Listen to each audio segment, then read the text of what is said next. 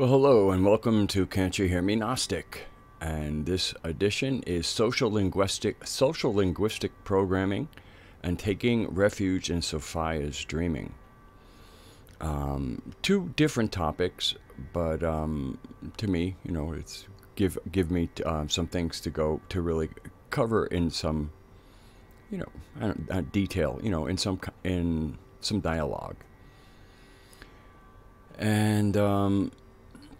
and also the new lunar cycle that began the new moon was Wednesday, and I had a clear night the following night, and I could not see a crescent moon, even though I was out there at sunset. And the following night, there was a little bit of a cloud cover, but it might have obscured it. So that was unsuccessful. So that would have been, so Thursday night, no. Friday night, no. Saturday night, I was at Rootstock, which is a yearly party for Star Root, an artist friend of mine and resident of Floyd. And she has a big party to celebrate her birthday. And Uncle Butchie we opened. We had the opening slot. We did a set that really was great. And it was really interesting. Let me see if anybody's here yet. Oh boy, look, a whole bunch of people showed up. Okay, I got to do one thing here. There we go. All right, so who do I need to say hello to before I kind of go into the sighting of the crescent moon at Rootstock in a clear, beautiful Floyd night sky? So hello, Christian Martin, Fox Dre, Lisa Gray, AJ Cap, Meandering Mystic, Vernon, Deborah, AJ Cap, I already said Meandering Mystic, and Lita Blue. I'm sure Raksha will be joining us shortly.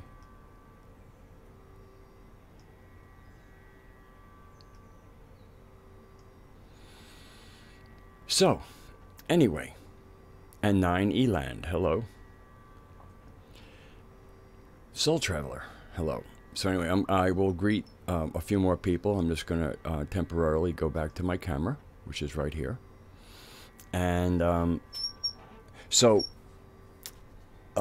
there was a band coming to Rootstock from DC, but they didn't have all their band members. 2 of the band members were showing up, and they kind of needed a bass player.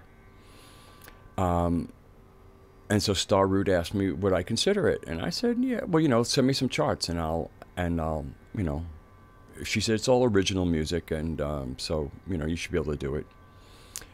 So on Monday, I kind of covered it last week a little bit, because it's one of the reasons I started late, because I had to deal with some of that stuff.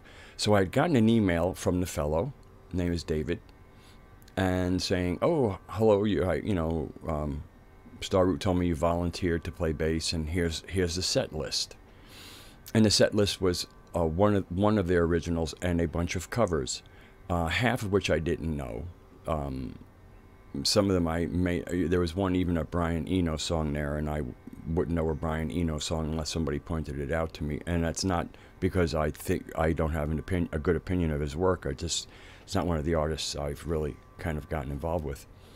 Anyway, so I sent him, because it was right before the show, I sent back a very business-like email saying, sorry, can't do this. And then after the show, I wrote a human email and explained to him I was crunched for time. Anyway, so he was there, and we introduced, and I again said I'm sorry that it didn't work out for us, but there was no way I could, with integrity, take on this job, and knowing that I wouldn't have been happy, it would have been stressful, and they wouldn't have been happy with that. So it was all good that I didn't take something that I couldn't perform adequately. So the interesting thing was, there seemed to be no grudges, which is always a sign of to me, a human being on a decent path. Grudges, the whole grudge holding, that's because people are not talking. That's because people are making shit up about people and not addressing them and getting the air cleaned out about things. There's no need for all these grudges. Most grudges are made up reacting to bullshit we make up in our heads about other people. Most. And so anyway, I mentioned that I was looking forward because it was a beautiful night, clear sky, and I said, I can't wait. I'm hoping to catch the crescent moon rising here. I've been looking for it the last 2 nights and haven't been able to see it. So it was, it had gotten a little bit after dark. It was a little bit after sunset, and because of the trees, and we were in a little bit of depression, seeing it right after sunset would have almost been kind of like situationally impossible. So I'm talking to somebody. I'm actually negotiating my ride home. And all of a sudden, this gentleman, David, comes over and he goes, by the way, the crescent moon just showed up. And there was like there were some tall trees, and there was kind of like a cup shape in between the trees, and the crescent moon was in between that. So, I was talking to my friend, and I just said, excuse me, I need a few minutes to deal with this crescent moon. And I really went into an altered state, gazing at the moon, especially in that setting. I was barefoot. I was in this beautiful, very natural setting, not in Floyd, which is like in the town, even though it's not a big town. It's just a very small town. But it is more light pollution. This was just an incredible setting. And the vibe was good. The people, there was a beautiful vibration going on with the people there, and the music. There was music playing while it happened. Live music. And so I just kind of was transfixed, and I won't share the incoming and the visual effects, because I was kind of in an altered enough state where even retrieval of that into words would be clumsy. But I probably, and I had my friend who I'd been in conversation, and I just said, I need to pay attention to this for a second. And I just completely went there, although it was very difficult not acknowledge a person standing less than 3 feet away from me, who I had just abruptly ended a midstream conversation so I could stare at a crescent moon without explaining myself. So after I had really kind of got a fairly decent communion and managed to stay fairly clear, because my friend knows I do things that are different than a lot of other people. And finally, I kind of broke that trance for a second, and I turned to him and I said, "Why don't you take that moon is particularly beautiful. Why don't you take it in?" And he just looked at the moon, and so it gave me another couple of minutes, and he lasted about 2 minutes, and then he said to me, "Thank you." So that kind of ended that observation of the crescent moon and taking in the beauty. One of the questions, John says, John Lash, that is, we said, when, part of that communion is how much beauty can you take? And I was affirming that, why don't we just give me all the beauty, and then we'll find out how well I handle it. It's just, I'm ready. Okay, so that's that little intro. So the beautiful thing was, here was this guy who I, kind of said, I can't play bass for you. We managed to, become friends. And so later on, after I did the moon, I went back with my friend because he was my ride and talked to a few people. And then I realized it was getting time to leave, and I said, I have to go speak to somebody. And there was, he was sitting in the chair. There was a few folded chairs, and there was one right next to him. And I sat next to him, and I turned to him, kind of turned my body towards him. And I said, I don't really know how to convey my gratitude to you for pointing out the crescent moon to me. I said I would have to unload a whole bunch of my personal, let's call it a belief system, and for you to understand just what it meant to me. So I'll spare you that and just say thank you. What you did was, I'm more grateful than you might even be able to understand why I would have this enormous feeling of gratitude towards you. And I have to say that after the conversations were going well before I saw the moon, her influence, this would be, but I'm pretty sure. I haven't had confirmation. I have emailed John, but he might have already gone to bed. I emailed him only an hour ago, and he's in Europe, so it's already, in the AM nighttime there.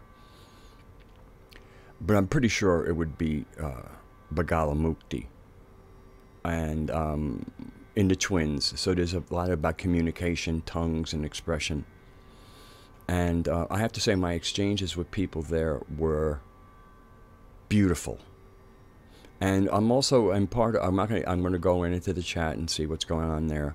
But part of the discussion about refuge in Sophia's dreaming, and I'm going to really be clear about what that refuge is. That word refuge does need to be unpacked, or it could definitely be taken in a way that I absolutely do not want it meant to be taken. But I'll get into that. So first, let me take a look at the chat. Okay, hello Raksha.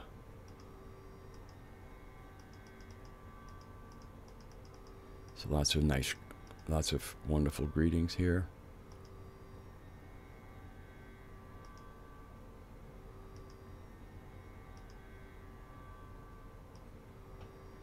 Thank you, AJ. Here's my voice. And yeah, I'm home. I would like to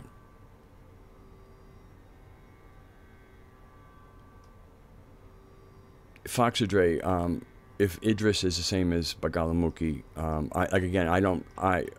I cannot do the confirmation on my own right now. I can follow the cycles, but I am not competent in sky watching yet. My celestics is weak.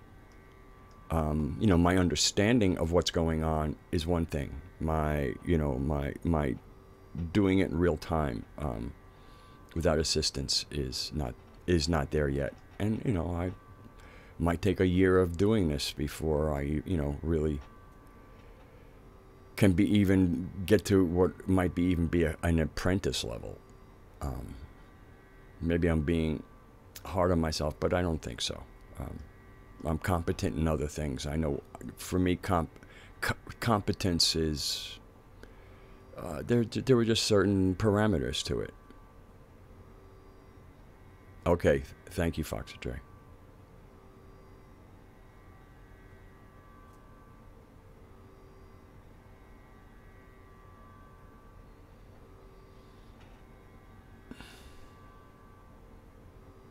Thank you, Mad Finger, for answering, Oswald.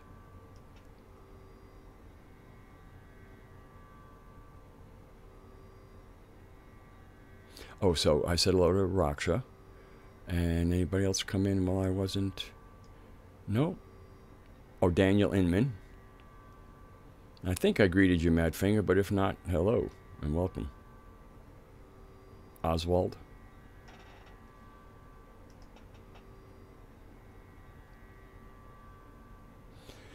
So, there we go. I'm back there. So what's the first part I want? Social linguistic programming. That's really where I want to go first.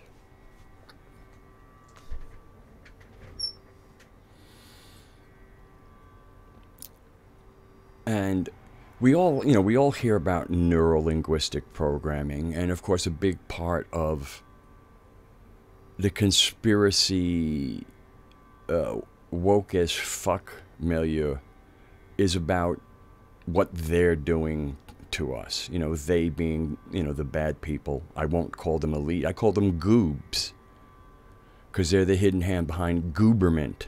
So I call them goobs. Elite is a performance level, and their performance sucks. So elite doesn't work at all. It does not apply to their performance levels.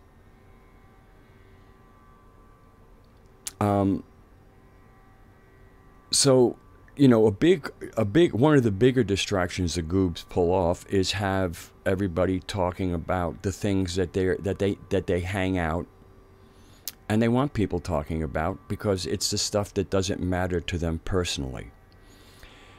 MK Ultra is a real horror show for those who undergo that programming, and many of the goobs as children underwent that, because it was necessary that they stay on their plantation.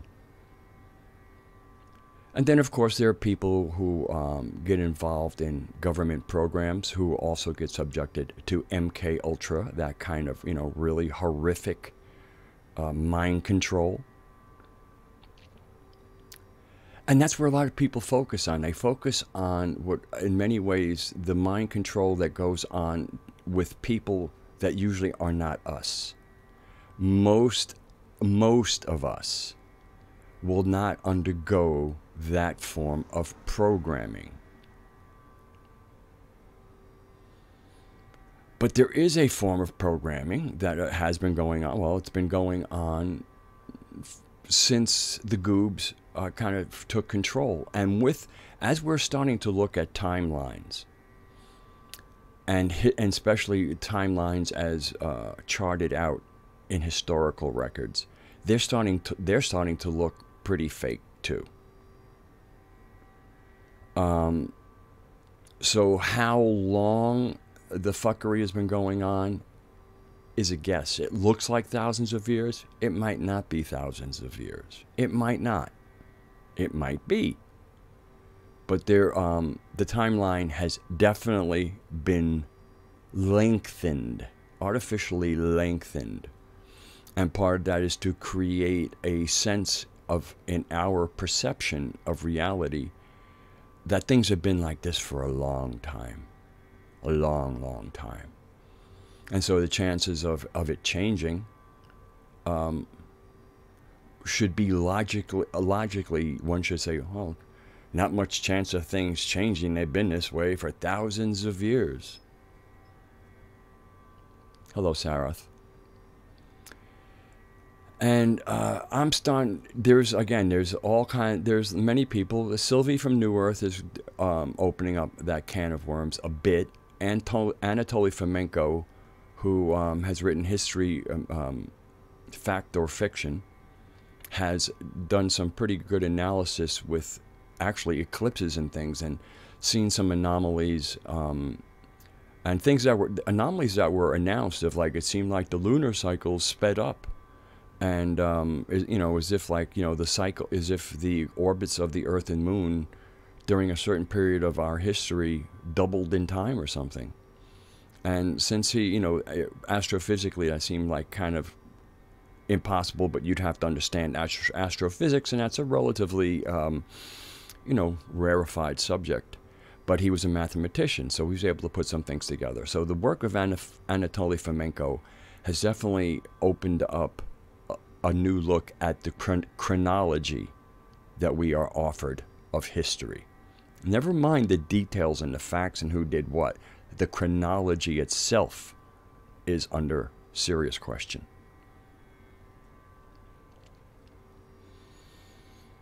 So, anyway, back to social linguistic programming.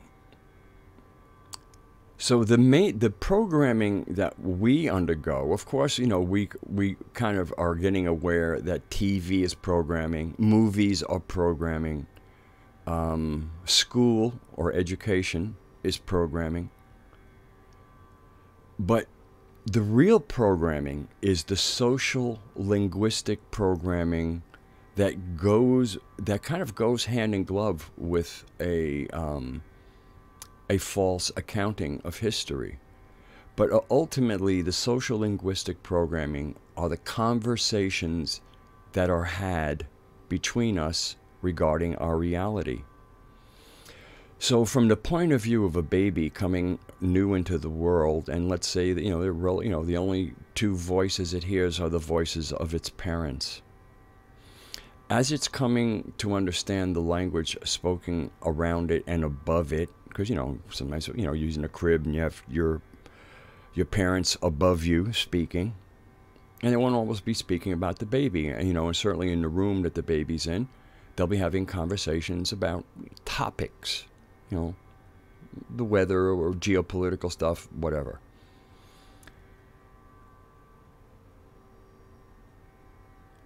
And I'm just going to do a little spelling correction for somebody regarding a name here. And so basically, this is this is a teaching from a certain person who was actually doing lectures to, you know, top tier corporations, but he was the real deal. Basically, we're born into a conversation, and that conversation is the ones that we have. Well, like I said, we're born into it because before we can speak, we're having conversations going around us. And as we start to be able to understand the words spoken around us, we enter into a conversation. We enter into that reality, that world construct that we speak. So we're born into a conversation about everything around us.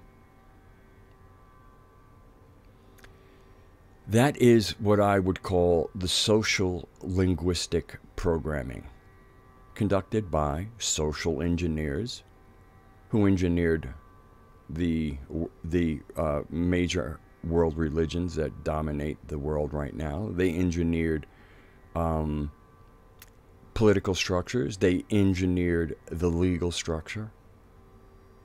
The social engineers, the goobs.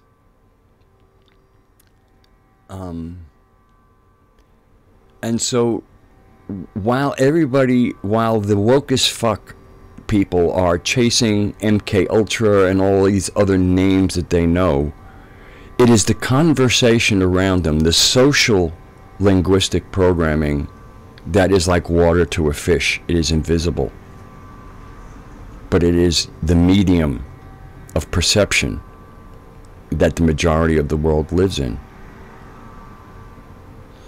So it is a couple, you know, so one of the first things for starting to extricate oneself from that programming is to know that there is a social linguistic programming. The conversation that is had by people around us about the world we live in, and who's in control, and what's important, and is there a heaven, is there a hell? You have to realize one of the conversations that goes on as you're forming, and many, at least in many a Western household, are concepts of heaven and hell and a God who has some kind of agency to control this. That's deep programming.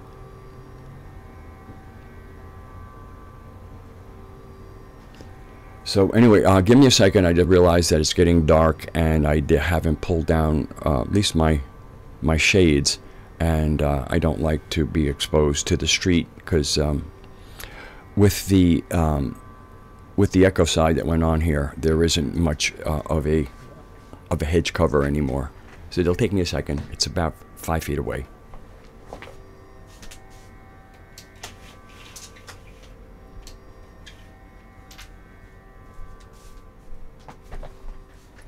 That was brief. So,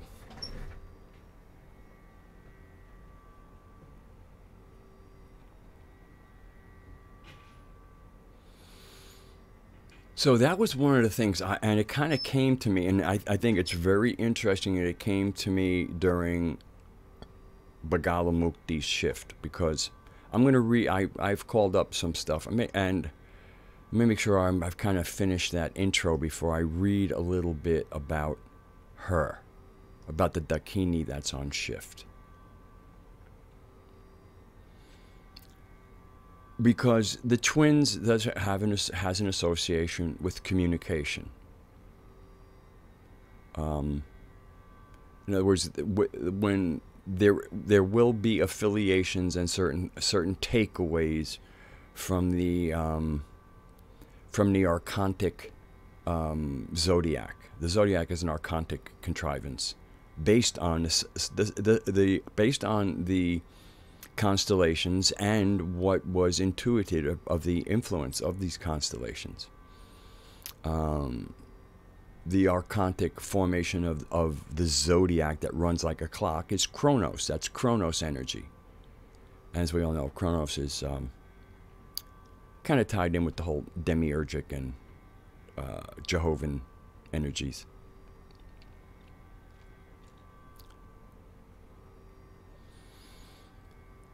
So we're going to have some of the energies that are traditional, in traditional astrology would be associated with Gemini, because we're talking about the twins. So the twins are the constellation. Gemini is a zodiacal sign.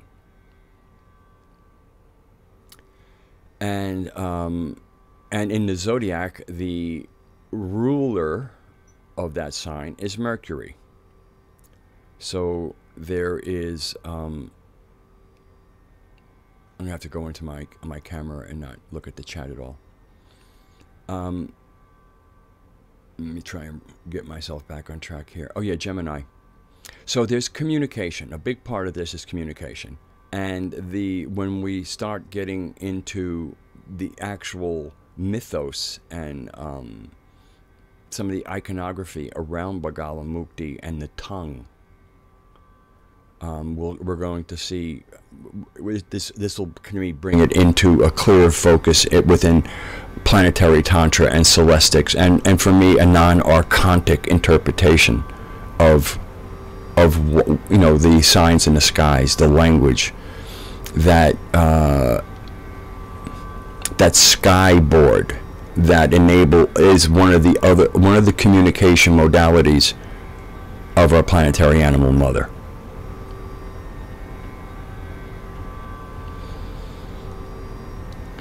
So I'm just going to read this because I'm going to read parts of it, and also I didn't load it into my browser so we could read along. But the twins are Bagala Mukti, okay, known as the crane-headed one is one of it because of Mukti meaning a crane's head, but the iconography doesn't. I mean, although there's associations with crane energy, which is about the ability to be like stand still as if it was paralyzed, because the other name is the paralyzer.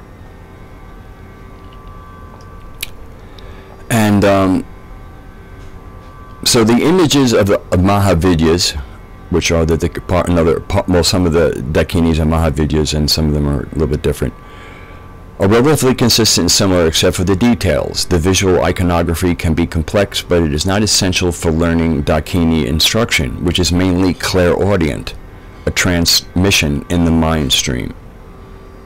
So sometimes if you don't get a clairaudient, this will help you, and then sometimes with this stuff, then you will actually kind of get into that sympathetic resonance, and you will then develop some clairaudient instruction, because the Dakinis give us instruction as well as we can instruct back when we're using the Shakti cluster app. But in the lunar cycles, they are the instructors. So in the tradition, okay, so Bagala Mukti means with the head, Mukhi of a crane, Baka. Okay, so that's it. Mukhi is head and the crane is Baka, and in one of the ways it's saying here is Bagala. Uniquely, this Mahavidya is ethereomorphic, recalling Egyptian deities such as the hawk-headed Horus and the lion-headed Sekhmet. But she is not represented in this way in the recent body of received iconography. No representation of Bagala Mukhi with a crane's head, but Kinsley, apparently this is a Vedic scholar or a Buddhist scholar, cites one instance of art from Contra, India. No point in baffling over this matter. There is plenty of mysterious lore to explore in the domain of this Mahavidya. So a bit of a montage. She is yellow with yellow dress and ornaments, seated in a pavilion of jewels in the middle of an ocean before an altar. She holds the tongue of her enemy in her left hand and raises a club in the right. Her mood is serious, maddened by intoxication. Golden hues flash from her body. On her forehead is the crescent moon. And then there are some origin myths, and there are 3 listed here. And I will read the 3 of them, because I think they, again, they're this kind of a montage composite that there are certain lines that will communicate to us. Origin myth 1. When a cosmic storm threatened to disrupt cosmic order, Vishnu dressed in a yellow turmeric, dressed in yellow and bathed in a sacred pond, it's a lake of turmeric, invoking the Mahavidya Sodashi of the in the constellation of the Virgin, who caused Bagala Mukti to appear and quell the storm.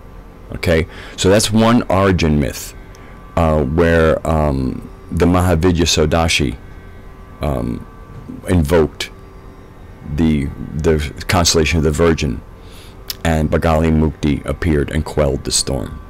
Number 2, the demon Madan acquired Vakshidi, the power to make things happen by pronouncing them, and killed many people. The gods called on Bagala Mukti to take hold of his tongue and defeat him. Number 3. This one I'm not gonna unpack. You unpack this one yourself, and there are certain terms that are used here, and I'm not going to. I'll let you imagine what words like. And she took Shiva into her mouth, but you will just. I'll just read it. Shiva was living on Mount Kailash with Parvati, who became starved for a meal. But Shiva ignored her and continued to practice yogic austerities. Finally, Parvati took Shiva into her mouth and held him there. Smoky emanation issued from her body, the mirage-like waves of Maya, the power to make worlds appear. Finally, Shiva emerged in his usual form and said, "My consort, because you have abandoned your consort in this way and even consumed him, a woman will appear who does not ever have the status of a married woman, called Bagala Mukti, and another woman, Matangi, produced from the smoky emanations of your mouth." So I find that language quite beautiful. Really beautiful language, and you can hear it literally, or you might be able to understand what forces and even what mediums was used for the creation of certain Mahavidyas. And in this case, Matangi was produced from the smoky emanations of Parvati's mouth.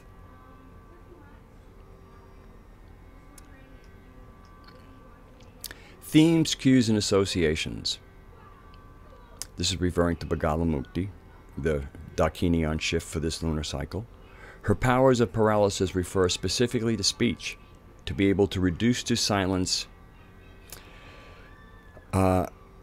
This means to reduce the mind to silence, that is, to enter silent knowing, as one does in altered states. She is shown serious, maddened by intoxication in a state of silent knowing, beyond word or thought, the ultimate paralysis, in parentheses the word paralysis. The stillness or motionlessness of total amazement, the experience of being rendered speechless and motionless in a moment of awe. That kind of happened to me when I was sitting next to my friend. With Matangi, she specifically confers Vak Siddhi, pronounced Shidi. That's, the powers that yogis manage to acquire. So the power of this, so they name them by their power, Vak, and then then it's a Shidi. So the power of pronouncement is Vak Shidi.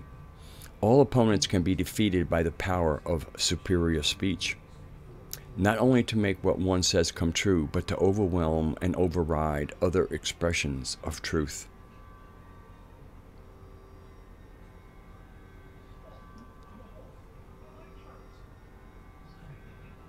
The ability to stupefy, to say things or do things that automatically stupefy others and destroy their tendencies to resistance, naysaying, and denial.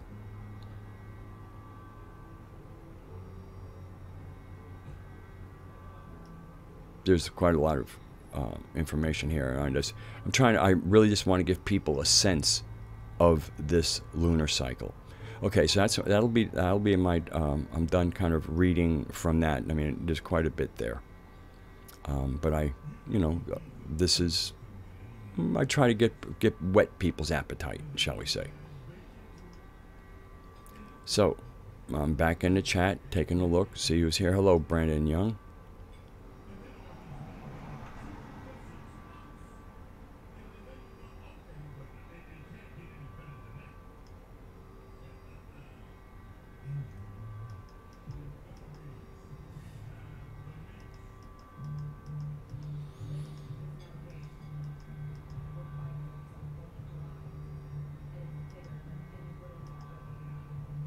Thank you, Raksha.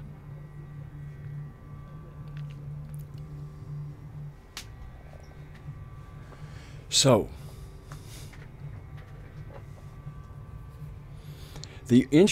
what is interesting also with this lunar cycle is that there is kind of the co-creation of another Shakti, of another Dakini called Matangi.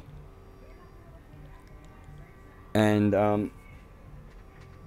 I don't know, I did get my my Shakti cluster app put together, and it is interesting, you know, who's where. Let's see if they, I think he has the numbers here. No, I closed the, oh, here we go. So, Bagala Mukti is 8 on this. So I have to go into my, here we go. So on this is this cluster, remember, is part of, you know, the Dakini clusters. And over here, on this dot on the outside represents Bagala Mukti. This here is Matangi on the bottom. So they're right next to each other. Matangi has a power of having masks fall off of people. In other words, the mask that people might be hiding their true intentions of, you know, the masks of deceit. You know, I guess to say deception would just be being redundant. You know, people who lie, people who smile when, you know, it's actually a, you know, a feral, predatory smile. Matangi is the one who has the power to remove those masks, usually by increasing our perception and basically our ability to see through those masks. But I can see why, coupled with Bagala Mukti, who has the ability to kind of seize your tongue, how that would also create, that would be in partnership with unmasking people. Because if people go to lie and either lie poorly, go to say something and it appears they can't speak when normally they're eloquent, or they reveal themselves by being clumsy in their language, those issues with speech will create the ability for us to see through facades. In other words, the control of speech, the control of speech so that they cannot deceive, creates the falling away of masks, and for us to be able to see predators as predators and not as the candy men or women they pretend to be. So there's a really, so I find it very, there's a good amount to unpack within the creation myth of Bagala Mukti. Matangi appears, and then Matangi's agency to remove masks of deceit, you know, all masks will fall away, and then how she's aligned with the Caesar of tongues or the paralyzer of Bagala Mukti, and how there's kind of a tag team going on there. And then, of course, this happens, in what sign? The twins. So there is, so in a certain way, there is the enhancement of good speech, the enhancement of enlightened speech, the enhancement of inspired or sacred speech, on the one hand, and then the paralyzing or tongue-tying or exposing oneself aspect, like from the other twin. So it's almost like in this twin aspect, one twin is doing the good work, and the other twin is bedeviling the deceivers. Okay, I'm going to come into chat for a little bit. Hello, Zach, and hello, RC.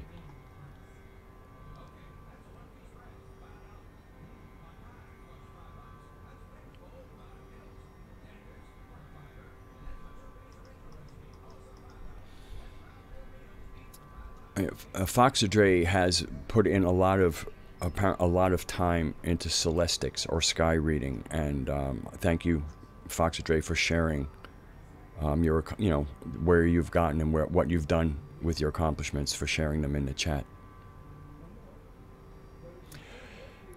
Brandon, I could unpack so much of the Silmarillion, or specifically the Ainu Lindale creation story in the Silmarillion. I could unpack so much of that in a very Gnostic-like setting.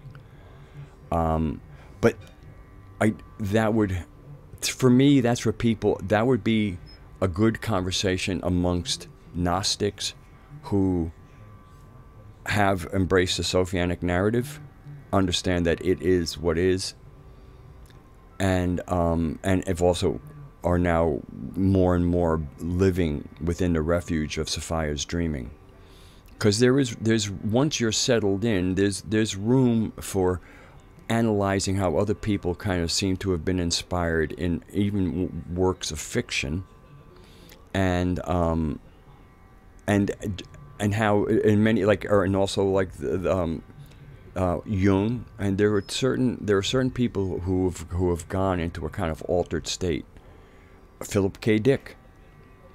So there are these leaks of what I would consider certainly Gnostic-y thought.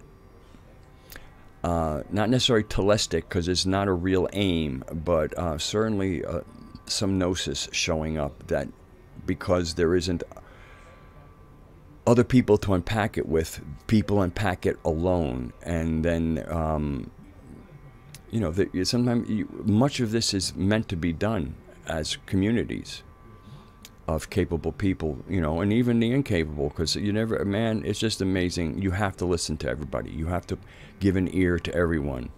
You can discount what people say after they say it, but not before they've said it. Hello, Sandy.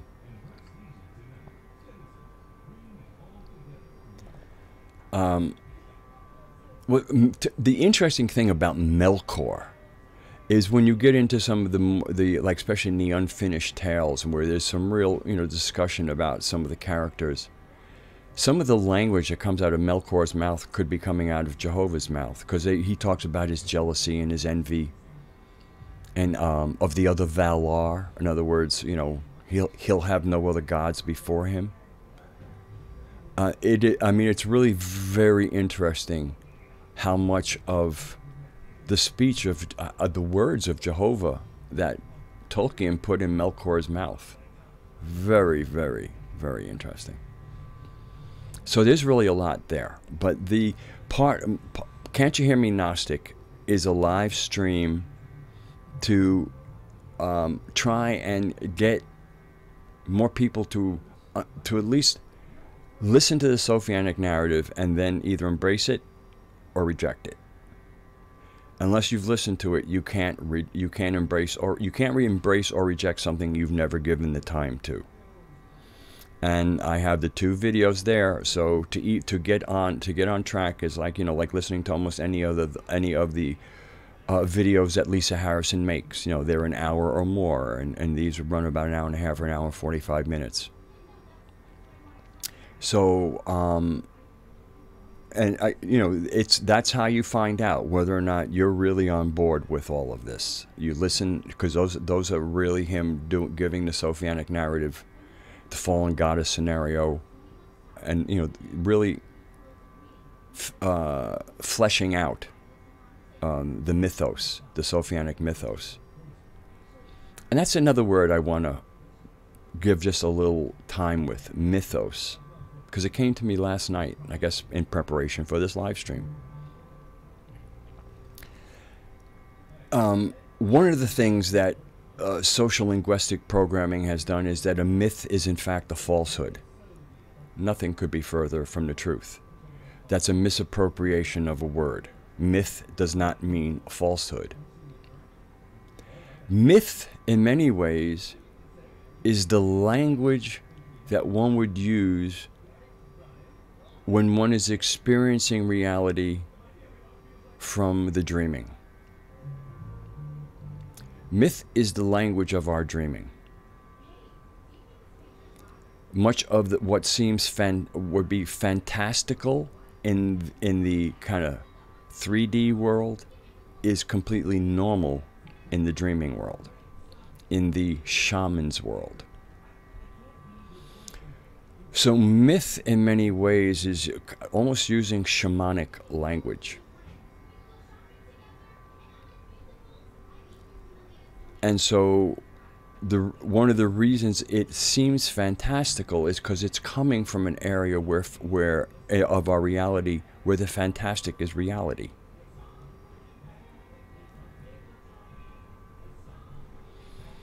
And so when we speak about the Sophianic Mythos actually, and especially I think a lot of it is because of the restoration of it was done by John Lamb Lash, is a little more grounded in our reality, and uses less mythic language.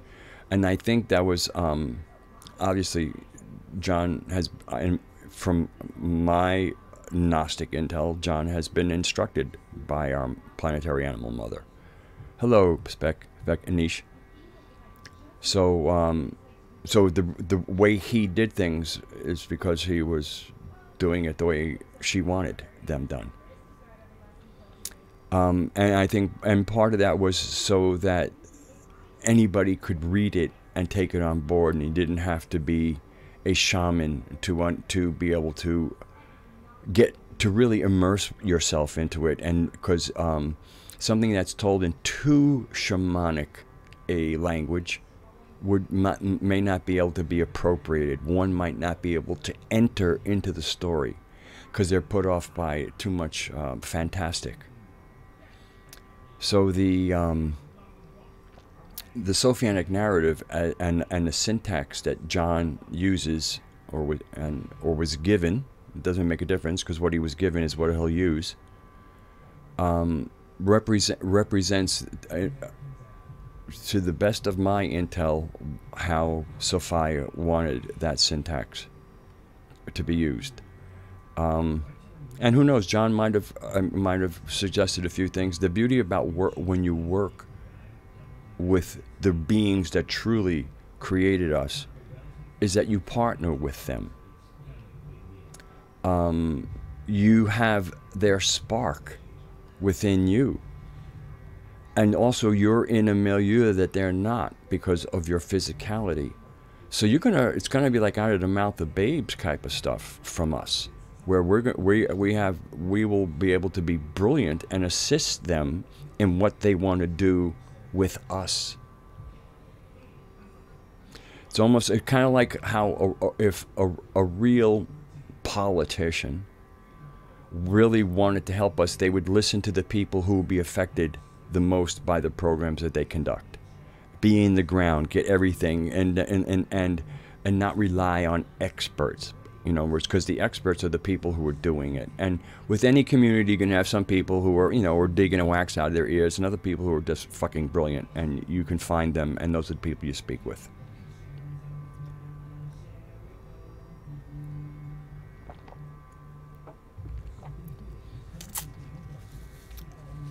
And, again, the real creators are not jealous of their creations. They don't have all of that nonsense that comes with the demiurge, because the demiurge is a usurper. He's a deceiver. So, of course, he has all of these issues because he's responsible for nothing except the fuckery.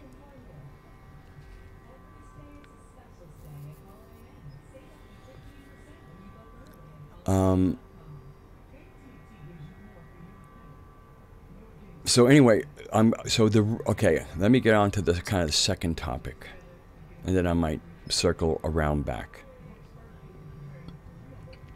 And that is with the language that ultimately came out was the refuge of Sophia's dreaming. So the first thing I want to do is, in many ways, refuge for me is this instance, the way I wish it to be conveyed to people taking that phrase on board, the refuge of Sophia's dreaming. It's refuge from the world. Okay, and I will, for those people who may have missed it or not been here when I said it, the planet, Gaia, is our planet. And there could be a natural world that arose from us on that planet. That's not what we currently have. We have an archontic city-state legal world, a world of fictions. You know, when you run into a law, the law doesn't have a physical reality. It has a physical enforcer, but it doesn't have a physical reality because it's a fiction.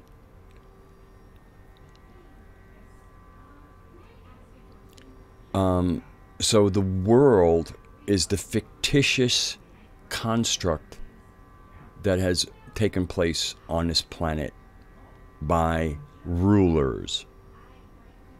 And the Greek word for ruler is archon. So the word archon has multiple applications. And the rulers rule the way they do is because they have had their minds influenced, if not even completely taken over, by the demiurge and the archontic thought. That's the whole purpose of creating those Abrahamic religions, because they were creating a different, new cosmology. And if you take that cosmology into your psyche, then you are owned by that cosmology. So since it is an archontic creation, the rulers of the planets of the solar system, minus Earth, Sun, and Moon, wanted agency on the planet. So they found people to infect, and those become the rulers on the planet. So the word archon has applications from natural through to the higher natural. And the word that we often use as a prefix for the higher of anything is super or super. So supernatural is the higher natural. In other words, the continuation of the reality spectrum.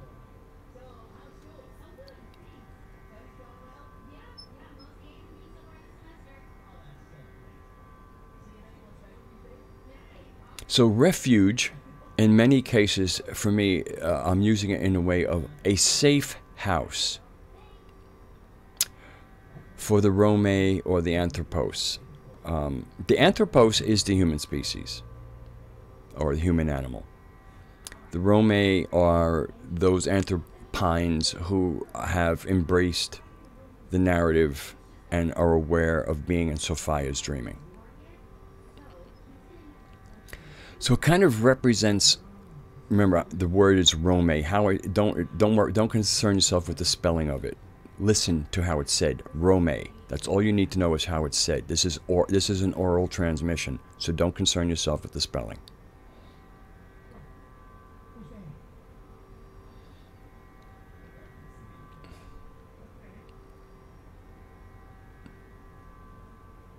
I noticed I was buffering, so I stopped speaking during the buffering.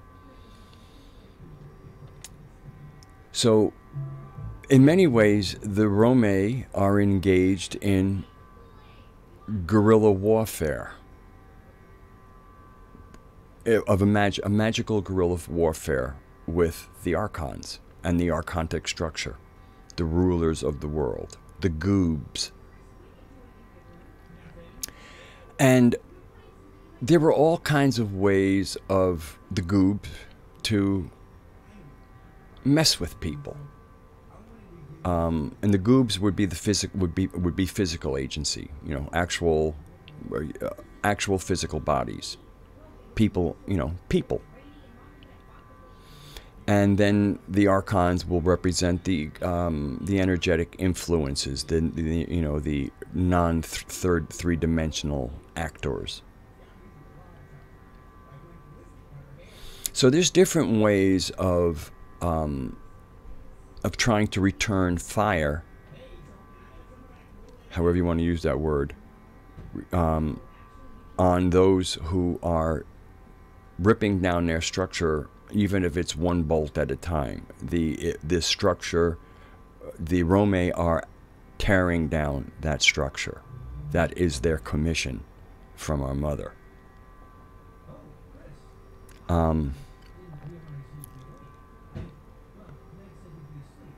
So, just like any, when when you're not doing, when you're resting up and you're recovering your strength, it's good to have a safe house, a place where you can kind of remain undetected, so that when you restore your strength, then you kind of expose yourself again, and you're ready to, just like almost like in a video game, you're ready to lose some health in the process.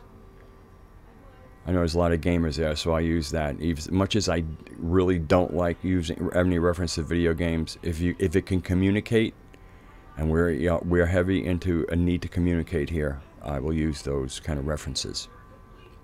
So when you come out of your safe house, and then you engage in activities, sometimes there will be return ordinance. And I don't want to give energy to the describing much of it. This is gonna have to be a certain amount of you get it or I'm sorry, and I think most will get it, so that's why don't feel overly apologetic. Just kind of listen, try to hear, and don't and allow your thinking to be what occurs rather than searching around for things.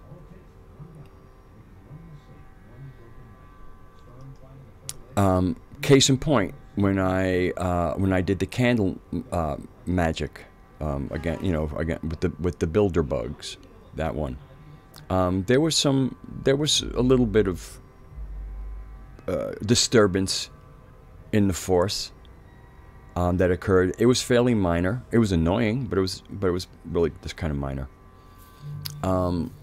Actually, pretty good. And part of that is the ability to, it's to land ordnance on a target. You need coordinates. And then also whatever you need an ordnance that is able to penetrate whatever defensive barrier that you have erected.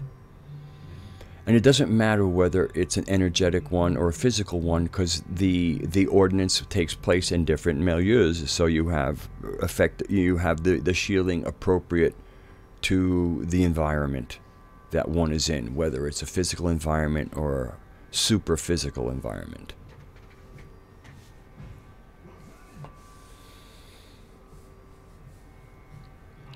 So one of the things that is fortunately is making its way more and more into my waking reality, because obviously when we go to sleep we're going into a dreaming also.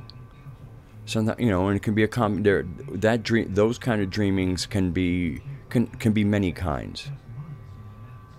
But then there is the actual dreaming that we're in when we're in an awakened state, when we're not in our normal daily operating state.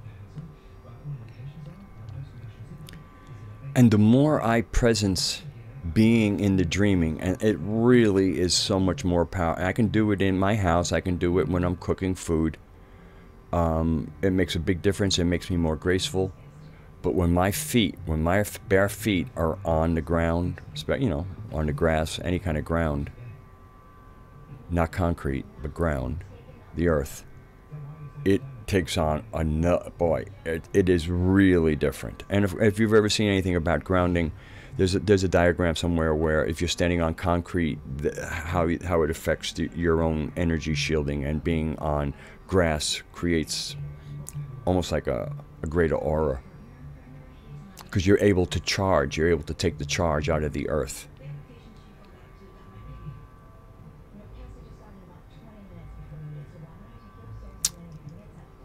So the dream, entering into her dreaming, knowing that our life, whether we enter it or not, it happens in the milieu of her dreaming. But there's all kinds of attempts to hack into the greater setting of it. But when you kind of couple with her with intent, okay? With intent, and intent is the coupling, is the syzygy of wisdom. Wisdom and intent. They are the yin and yang, so to speak, of in other words, you could call it the male counterpart of Sophia is intention. You might hear the word thelete, which is a Greek word for intended, intent, intention. So when you enter into the dreaming with intent, in other words, you are aware that you're in her hologram, you have some agency that you don't is not available to you because you haven't made it available to yourself by kind of just, you know, walking around on this as if you're just on the surface of the earth, rather than the surface of the earth and being, you know, this whole atmosphere being part of her agency, part of her holographic reality created for us to be in.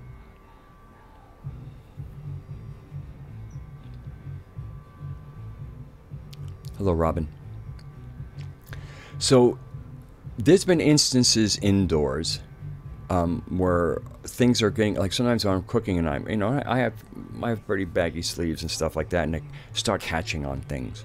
All I have to do is say, I'm now in the dreaming, and it gives me a grace immediately, and because so much of what was happening was simply me kind of just busting through a chore, like whether it's just cooking some food or something, rather than taking the ability to be preparing food in the dreaming.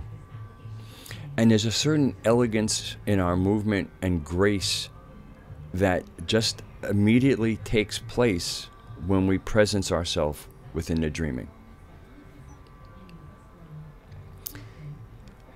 When I've gone outside and I step on the grass and I say, okay, now I'm really in the dreaming, there is a sense of incredible sovereign power that arises in oneself. I mean, it's, all right, it certainly arose in me, so I'm going to assume it's part of it, and no special dispensation regarding my experience. And not only does this great awareness, it actually creates an immediate, like any slouching that might be going on. You know, I'm 6'3", I slouch a little bit. All of a sudden, my spine has to be straight. There is this sense of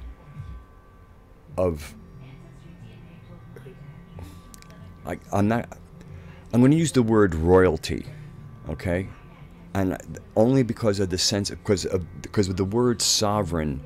This sense of sovereignty has such great dignity with it that I just not quite wasn't sure of the kind of showy word. Royalty is a bad word because royalty are goobs.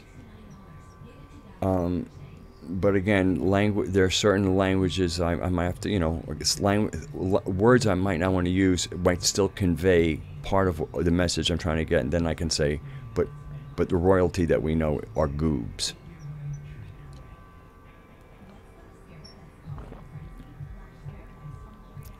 Yeah, regal. Thank you, Madfinger. There we go.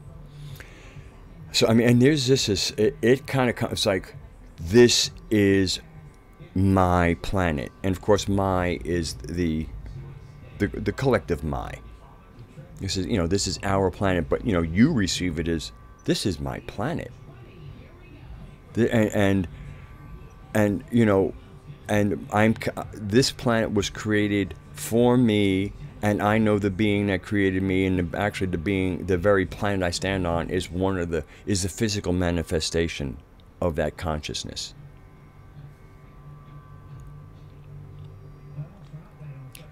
Amazingly powerful. So what happened on Saturday, this is during the day before the moon arose.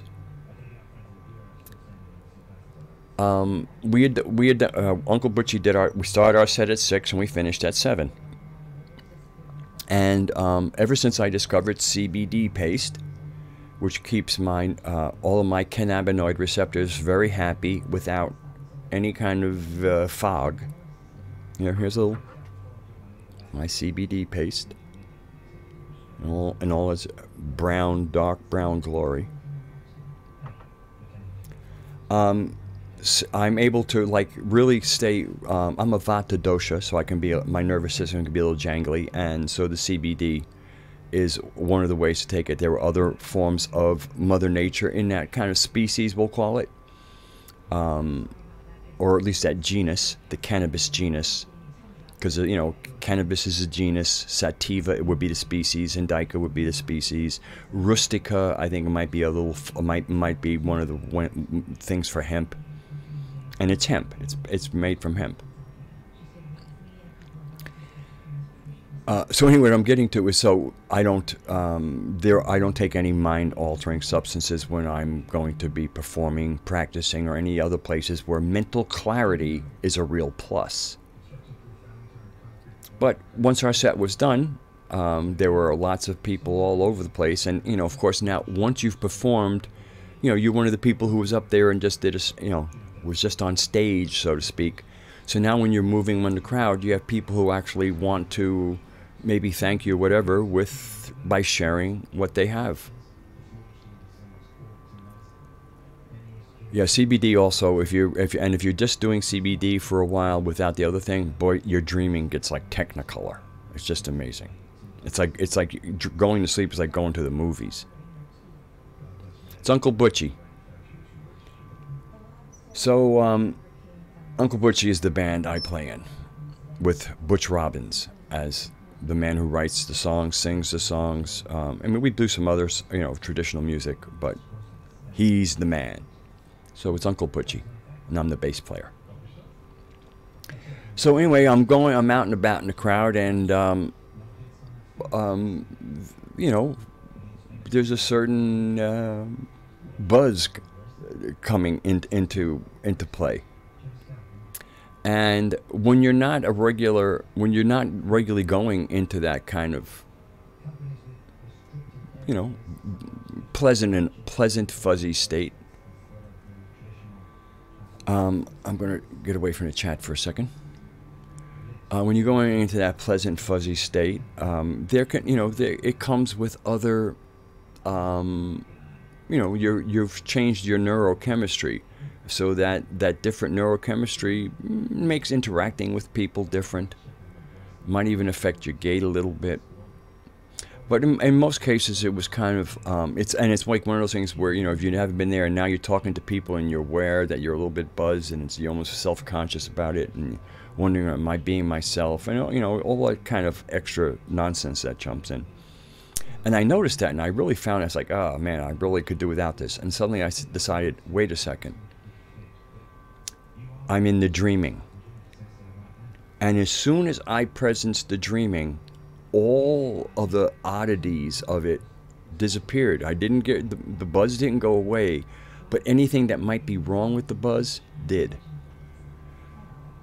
And that sometimes, you know, like almost like talking to people, and then it's like, you know, again, it was almost like all the self-consciousness went away. And I found myself being more sociable also, because, you know, with even a little bit of celebrity, you know, people were kind of, you know, there's a certain tropism towards people who've done performance. You know, people are attracted and they want to talk to you and they want to share things with you, and sometimes it could be a little overwhelming. But in the dreaming, it wasn't. As soon as I entered the dreaming, everything was the way it should unfold. Every meeting with a person was an opportunity to at least share the space of the dreaming without necessarily using any language to indicate that that's what's going on. In other words, you're operating from within the dreaming, so your words and the way you treat people are going to be from the dreaming, and other people don't need to know that's where you're coming from because they're experiencing it. And if you're experiencing something, you don't need a lot of words. It's the words that we stumble on to explain our experiences. Once you have an experience, is gnosis. And so there was this really wonderful engagement with people that I had not experienced before. I mean, I've played many times and had people come to me, and a lot of times it's just like, oh, somebody wants to chew my ear off kind of thing. Somebody wants to tell me all about themselves. And, you know, it's just, you know, you're kind of like unwinding. You just had a really good buzz. And a lot of times when people tell you about themselves, invariably some of their traumas will leak into the language. And I felt myself kind of at first going there, and then because I had, you know, I'd done the dreaming, and then I kind of like went back to normal, and then somebody came to me, and I went back into dreaming, and I found myself wanting to hear people. It's like, what's going on? Let's find out how people are doing. I felt a great sense of love for the people, and also knowing that the people who were gathered here were all invited. This wasn't an open party. This wasn't you. If you had to be invited. If you showed up uninvited, you probably would have been asked to leave, unless you maybe get a few advocates to go, no, I know them or whatever. But I mean, this was, you know, this was a birthday party. It wasn't, you know, open house. And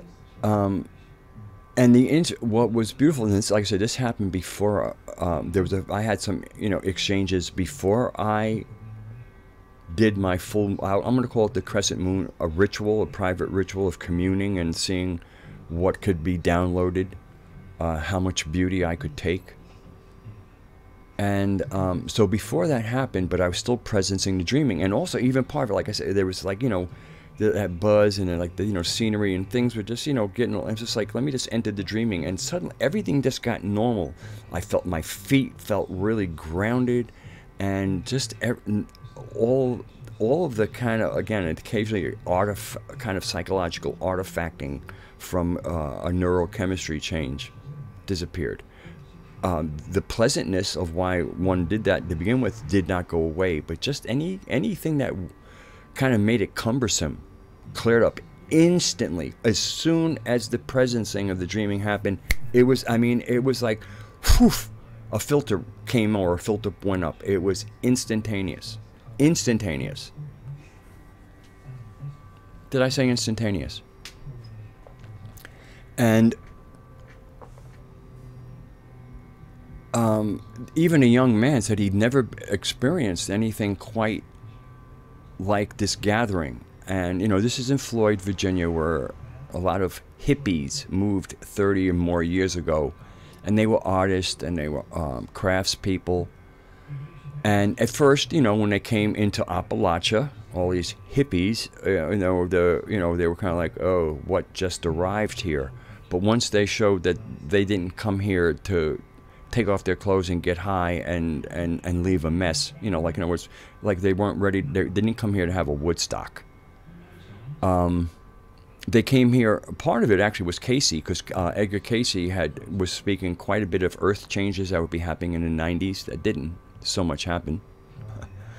But where there would be safe places, and he actually identified Floyd, Virginia as one of those earth safe places. A place that would be unaffected by rising sea levels and tectonic activity. And also water is, the way water flows in Floyd, you'd have a secure source of water. Pretty important stuff. So anyway, it turns out that those older hippies got integrated very much into the Appalachian culture, which is a music and arts and crafts based culture, and that's what these people kind of brought. They brought art, they brought pottery, and they also kind of brought a little bit of that, you know, that city stuff of like how to do outreach, how to actually define it a little better, rather than it just kind of like part of the cultural background. How to really make it a strength, a focus. So they ultimately got very well received. So somebody like myself can walk around an Appalachian town with some good old boys who, you know, have no problem. They might still think, oh boy, guy dresses like a fag, but who cares? We know them. But even almost none of that. I mean, it's really a beautiful town. So he was talking about, I don't know, I'm going to guess he's in his 20s, and he didn't give me, I guess, what his mother calls him. He goes, everybody calls me wordy. you know, like the word with a Y on the end of it, wordy. And he was a bit wordy. But at first what I thought was just, another young guy kind of being wordy, I decided I was going to listen to him. And he was just kind of gushing about how it was so different than the world. He comes from like the D.C. area, where everybody's kind of like checking each other out, making sure it's okay to say this, is it okay to say that? You know, I mean, where everybody's looking to the other person for whether it's okay to say or behave the way they're behaving. And then he was come here and he could just see everybody was just relaxed, being who they want to be. And I said, yeah, you know, whether or not they have long hair like me, and there were plenty of long hairs there, or they have regular haircuts, we're all hippies here. Like, you know, it's just we are the old hippies. You know, here's what we look like, you know, 30 and 40 years later. And then he was trying to say something about the emotional quality of it all. And then at one point he said, I don't quite know how to say, I haven't said what I want to say to you. And I said to him, well, let me share something with you. We have a place where we can feel each other in our gut. And I said, I can feel exactly what it is you can't find words for. And I said, I can't find words to even give them back to me. I said, but I want you to know that although you can't find the words, I've heard you, I have felt you, I know exactly what you're saying, even though you haven't found the words to say it. And he just looked at me and went like, yeah, man, we can feel each other, can't we? I mean, it was a really a great day of communication, connecting with my fellow human animals, and you know, and when getting into that viscerality of communication, especially of emotional communication, you know, that's you know, really being the human animal. And and then, you know, there was just a few, and then people were apologizing for talking too much.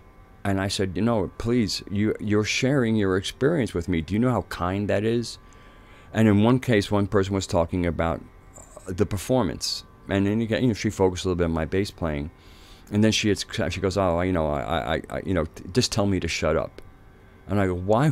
I said, I was up there performing. I said, and part of the reason I perform is because I want people in the audience to enjoy it. So here you are, somebody in the audience telling me an audience perspective experience of me being on stage, and you want me to tell you to shut up? No, I want to tell you to please go on. I mean, thank you for sharing. And again, there was that kind of thing where, you know, where people were sharing and they were wanting to self-edit. Oh, I guess I shouldn't, you know, I don't want to just talk and talk and talk.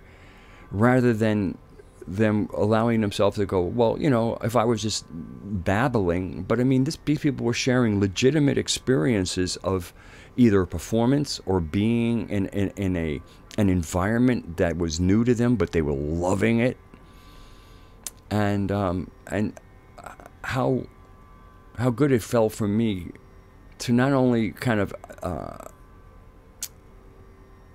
give value to themselves about what they were saying, but to actually be thankful for them for giving, for again, I know how, you know, I love my community, but to have somebody who's not from the community telling me how much they love the community, it's like, wow, that's a gift.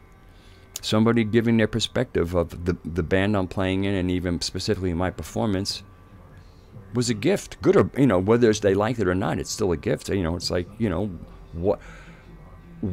this is a band that I would like to see grow and do some things. So, you know, how people are receiving what we're doing, and what you know, and plus I'm doing, you know, there's the band and there's what I'm doing within the band, both in the way I play my music and how I present myself on stage, how I show my joy to people while I'm playing, you know, how I use my body, how I use my face, how I dance. Okay. So I'm going to take a breath here, and I'm going to go into the chat again. So, because that's what happens, and we'll see what kind of if whether I've been just basically speaking to myself or what's going on. And it doesn't matter either way. I just want to know what's going on.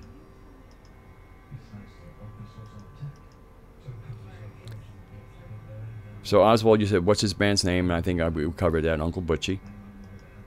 Uncle is spelled U-N-K-L.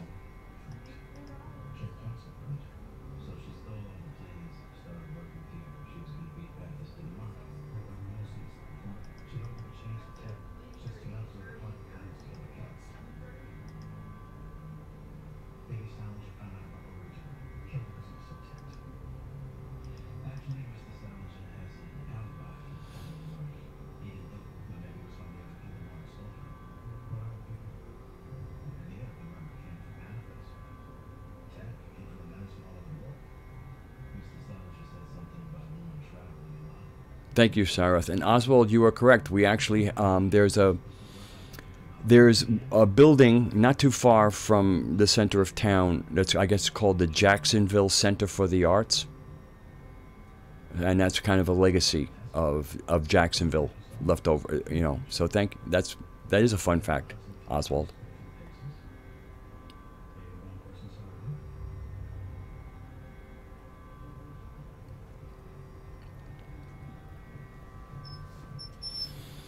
Yeah, you know, Fox or Dre, you know, saying it's interesting that over the decades they have crossbred cannabis to produce higher levels of THC. Yes, because people are seeking, in the normal way we approach the world, basically they've been looking for greater insulation from a very fucked up world.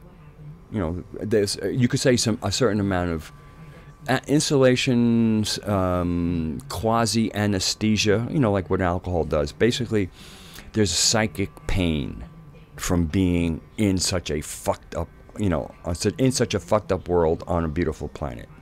You know, there's little glimpses of how beautiful things could be, and then there's the world. There's show me your license, show me your permit. There'll be a fee for that. All that, the nonsense, just all the stuff that really should hurt an alive human animal. And so with, so in many ways, you know, THC is, and you know, there's a huge economic part with all of this legalization that is a turnoff, because it's about the money. Again, there's nothing wrong with running a business. I mean, people have been taking Mother Nature as gatherers and then putting it together, and especially if it needs to be cleaned and prepared and packaged and whatever, you know, that's a service you're rendering, by all means. You know, you did that, go ahead, set a price on it. But it's the forward looking at price, you know, the getting papers out and figuring if I do this is this much, rather than just fucking do it. And if you do it right and you got enough people, you'll have what you need to do things. But when you don't when you don't use THC regularly, so you don't get that kind of getting accustomed to it, and anybody who knows who maybe took a break for a while and remembers, you know, how little it took you to get a buzz when you first came back, and then the next thing you know, you could smoke all day, and it seems like you can't get that buzz. You become inured to it. You build up not so much a resistance. You build a familiarity that becomes your baseline neurochemistry. See, when you have your native neurochemistry, is what you call your walking around neurochemistry. You know, who you are based on your thoughts and whatever. Your native neurochemistry, and then you add any other substances that can affect that neurochemistry, and some of them will have kind of psychoactive things. You have a kind of you have a perspective shift. So you've gone from the perceptions of your native neurochemistry to an altered neurochemistry, and that allows you to have a different perspective on the exact same thing you were looking at in your native neurochemistry. And there's great value to having these different perspectives. Great value. But when you do it all the time, that becomes your kind of new native neurochemistry. So since that's your native neurochemistry, the only place you have to go from there is straight, really. You know, so there's kind of a catch-22 when you're using it to insulate yourself from the world, or rather, as opposed to using it to look at the world from a different perspective, so that you might have some strategy,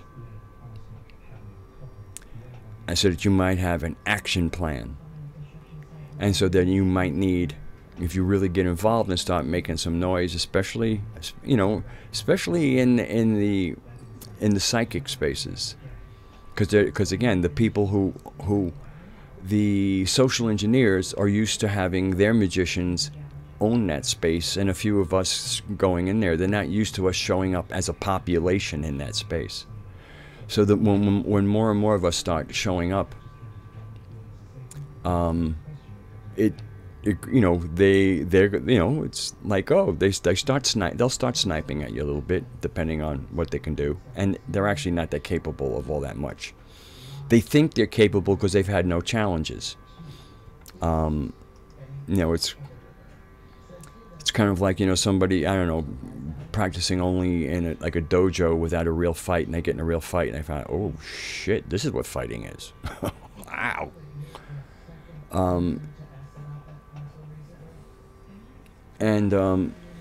Okay, I have to go back out of the chat because I see questions are starting up again, despite the questioner being asked to save it for when the questions were asked for. Anyway, so I just need to do it for my lack of own distraction. There's no real harms being done in the chat. I want to presence that there's no violations happening. I just have to, you know, guard my own focus, and I do that by not looking at the chat. So where was I? Refuge, and so yeah, I mean, so in many ways, their magicians have a sense of themselves that comes from not having been in any real fights, and you know, and maybe they've had some one-on-ones, so you know, maybe they held their own a little bit, but you know, when you're used to being like, you know, you have a few of your own there, and suddenly masses start showing up in your space. Doesn't matter how good you are. There's a certain point where quantity will overwhelm that quality. And so anyway, part of what I'm referring to in the refuge of Sophia's dreaming is after you've engaged in, because when you kind of go into some of those spaces that they're operating in, they're not operating in the dreaming. They're operating in the archontic space, the space that Hermeticists go after, Kabbalah, Gematria, all that Abrahamic derived magic is a different space. It doesn't happen in the dreaming. So that's where they're operating from, and you know, it's a fairly common place. You know, most shamans will enter that space anyway. I mean, you know, it's a space that's there. It's just filled with a lot of fuckery. But it's not the dreaming. It's the false dreaming. It's the mimicry.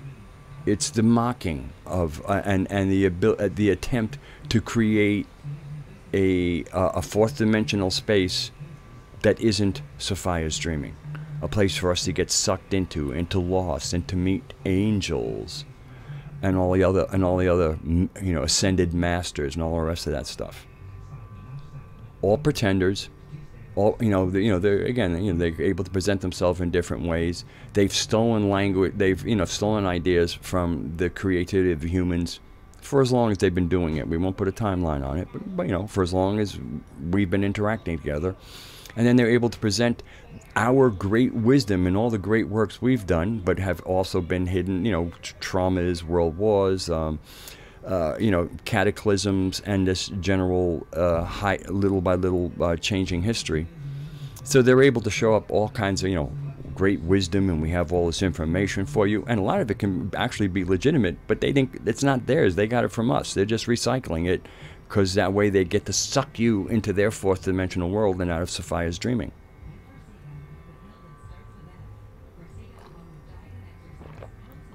In other words, they have to lure you out of your natural supernatural, your supernatural environment, but it's a natural, because again, supernatural is just the natural above, the other natural, basically. And so when we go sniping, we're sniping, we're sniping in that world, because that's where they're operating. They can't operate in the dreaming. They can only operate in the world that they've built on top of this planet. They're, that fucked up world. So yeah, we snipe after them, and when we do like a candle ritual, we're going after them in that space. But when we're done sniping at them, we can re-enter the dreaming, and they can't follow. They cannot follow, because you can only enter the dreaming when you're united with the planetary animal mother. She is the source of the dreaming. You can't get at the source of the dreaming unless you acknowledge and bond with the source. And that's another reason why, again, why you kind of have to come back into the dreaming, because the conversation that was had all the time we grew up was a conversation that is led by a cosmology that is not our native or true cosmology. It's this archontic cosmology. And part of that is by entering, as you come out of, when you're born and you kind of know you're in dreaming, but then you get involved in a conversation, and that conversation pulls you out of the dreaming because it's from a contrived cosmology.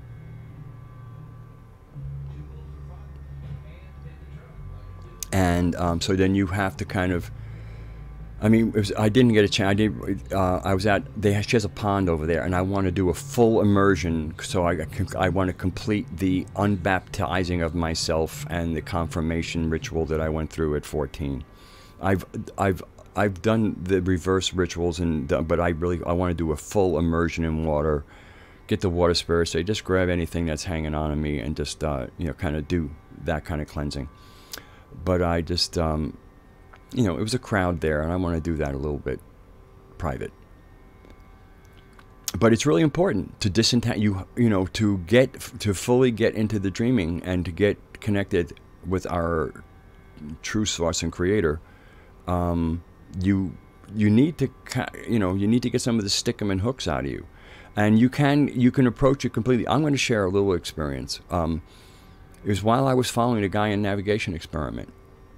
And my nightly prayers were now kind of, almost resembling like a Wiccan type of thing, because it was like Lord and Lady. And as I was progressing, I was realizing that there was something wasn't sitting right, and I realized that the reason why I just didn't have Sophia sitting by herself was because there was some seed in there where, breaking with it, him, the demiurge, this conversation that has been around me, has been part of the world that I lived in, and us, not just me,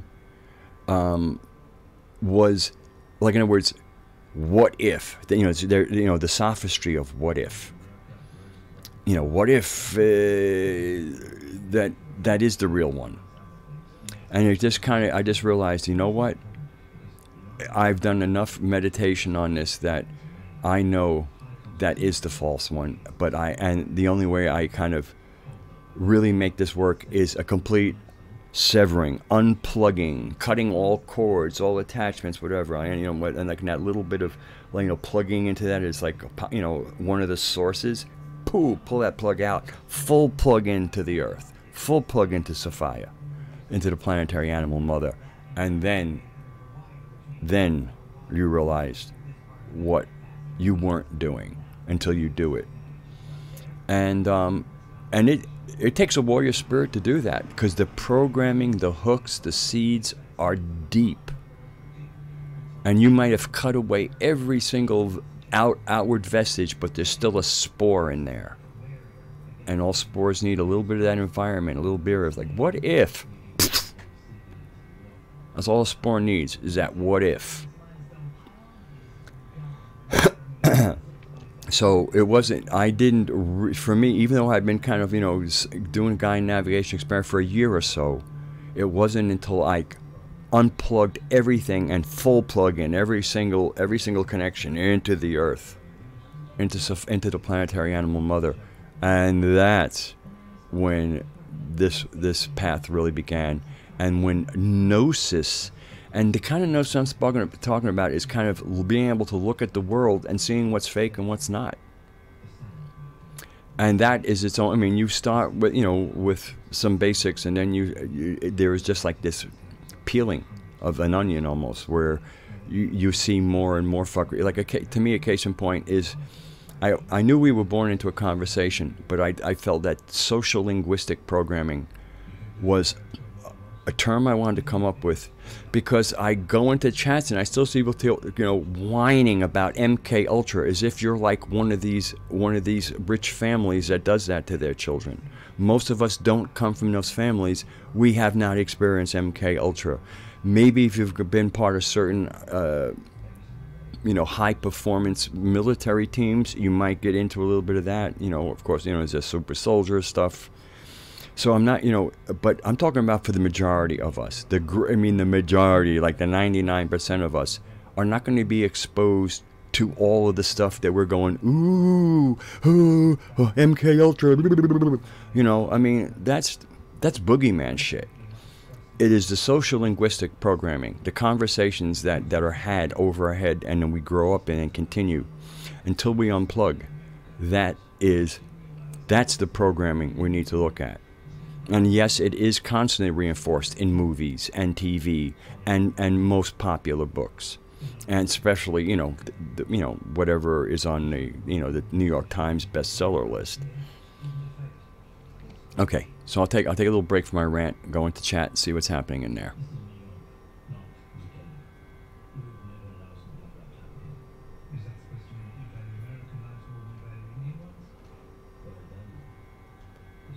Sometimes one of these days I might actually try and do a whole stream and not look into the chat. Hello, Genevieve and Effluent.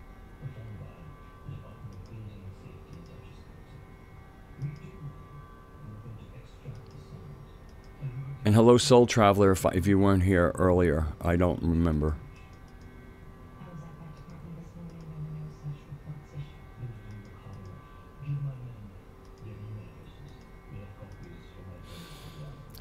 Okay, I like what Sandy said. Dang, I just had this conversation with my son an hour ago.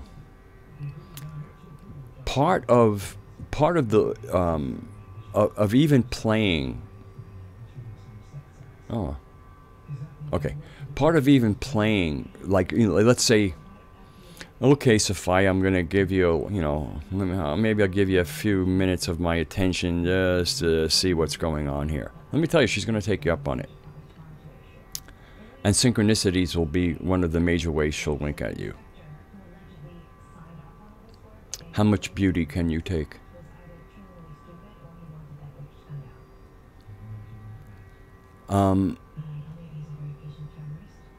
So, and I mean, I spoke to Raksha last night, and we speak fairly often.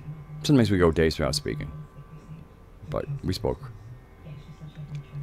And I was sharing with him synchronicities, abundant synchronicities, even synchronicities from, like, Simon Parks puts out Connecting Consciousness every, you know, twice a month.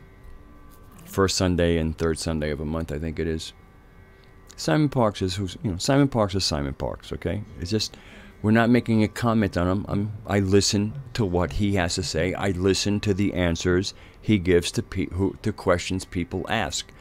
I am interested in what's going on there. You could say I'm monitoring things.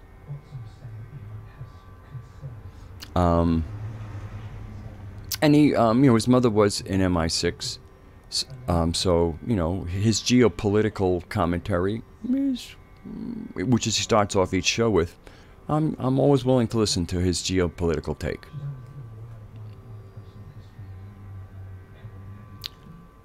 And they were just, I won't get into them.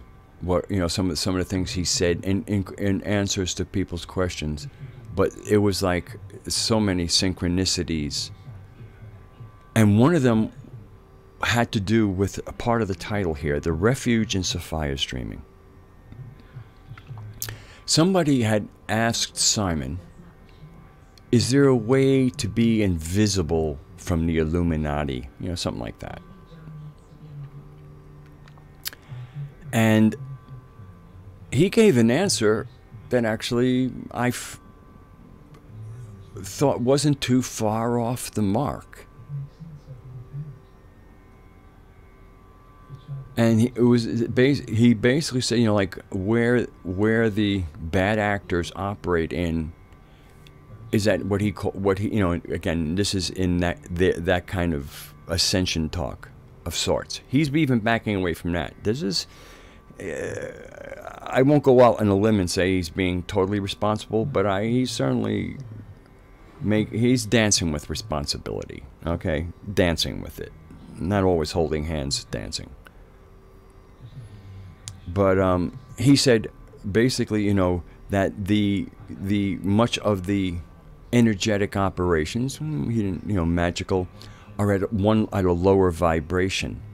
And if one raises their vibration, okay, so this is their talk, right? This vibration talk, you know, very non-specific, but there's a communication to it if you listen to it the right way. And so there's a way of elevating your frequency where they kind of can't access you, is the answer he gave. And I had already written the title of this out on a piece of paper when I'm listening to that hour broadcast. And I'm realizing in many ways what he just said is what I had already written down was about taking refuge in Sophia's dreaming. And again, the refuge is not one where it's like, oh, I can't take this world anymore, let me just go into the refuge. No, this is the refuge is where you kind of re-energize after engaging, after doing some kind of counter magic, even if it's talking to people to break the spell. The thing is, you are doing what you can to bring down the archontic world around us. And much of that world is built in our psyches. It's built into the social linguistic programming. So again, a lot of the work that can be done can be talking to people, engaging with them, and using language that matters to them in the ideas or feelings that they express to you in the conversation you just had. This is no time to go woke as fuck on somebody and go, oh, did you know the Federal Reserve? Did you know JFK? Did you know 911? You know, whatever that woke as fuck shit is, that's no way to open a conversation with somebody who you now actually can kind of touch hearts with and get a little existential with and bring them into a world that they can naturally inhabit. But they're moving in circles where that world it doesn't have a reality. Now they're talking to somebody with that world that we all kind of like almost saying, oh, don't go there, that's fiction, that's fantasy, that's make-believe, that's magical thinking, blah, blah, blah.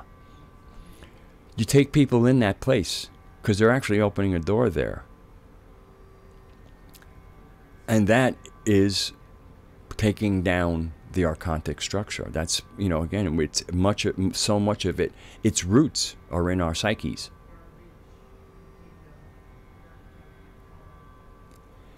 And so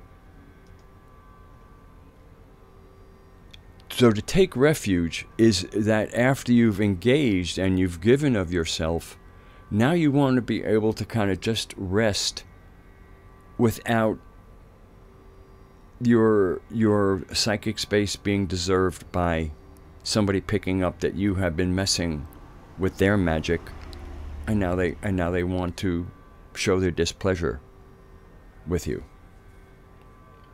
So by entering into the dreaming, you disappear from them. Now, I believe that there are some very real world applications to that too, but I don't really want to get into that because there's a certain amount of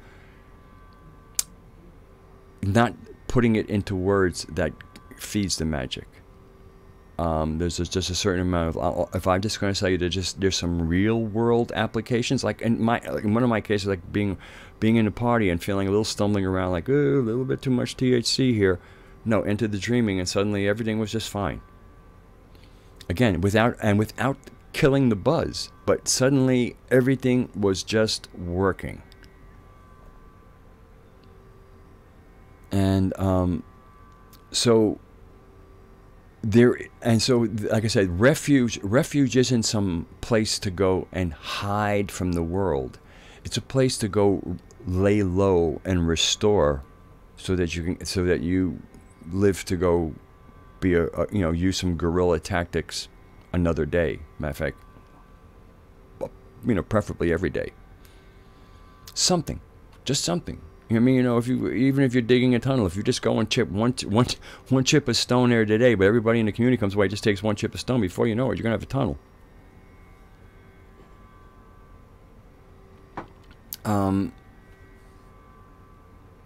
So that's what I wanted to make sure, that refuge didn't sound like escape. It's not escape. It's a safe house. It's a place for the rebels to disappear and restore themselves, so they can get back to rebellion. And there is much refuge in Sophia's dreaming. It's our natural dwelling place. But again, when we're engaging the archontism, or the rulers of the world, they don't live in the dreaming. They live in the world they created, and that we uphold by our labor and our thinking there's no other way. And if there is another way, it would be lengthy, because we'd have to change the minds of the voters. Like, we could vote our way out of this situation. That's a fuckery for you. Okay, so we're getting into the last 10 minutes. I think now I'm going to just go into the chat and see if there's any questions Oswald asked me that I haven't addressed yet. Because I know he likes to ask me questions, but as Raksha tries to redirect you, Oswald, I need to save it for the end. But now I'm in a mode where it'd be my pleasure to try and answer those questions as best I can.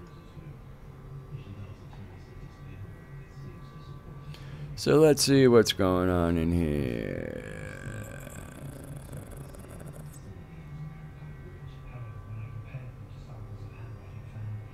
I do want to go out of my way to say that when it comes to David Icke, I don't dislike David Icke. Not for a minute.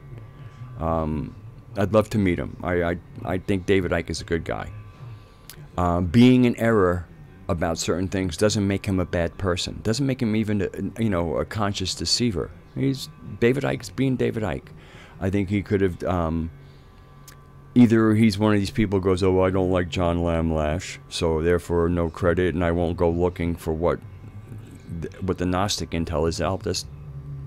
I'll make it up, or I'll fire. I don't know who's waiting. Is one of these dire guys? Somebody else is out there riffing quite a bit on the archons. But when it comes to archons and the whole, that David Icke it's a bit of a hot mess where he's going with that. There was a real parsed, and there's a real very clear language out of the good stuff in the Nag Hammadi text that relates to both the gray-like looking being and reptilian beings, and it goes into some great length in it. So to say that something reptilian and that something that looks like a gray could have an affiliation with the archons is correct, but there is syntax, there's language, there's clarity, and David Icke isn't doing that. David Icke is riffing. Again, I do not want to make David Icke a bad person at all, but when it comes to archons, leave him alone. When it comes to archons, in my opinion, unless you like what he says, and good luck with it. All right. So let me see. I know Oswald had asked a question.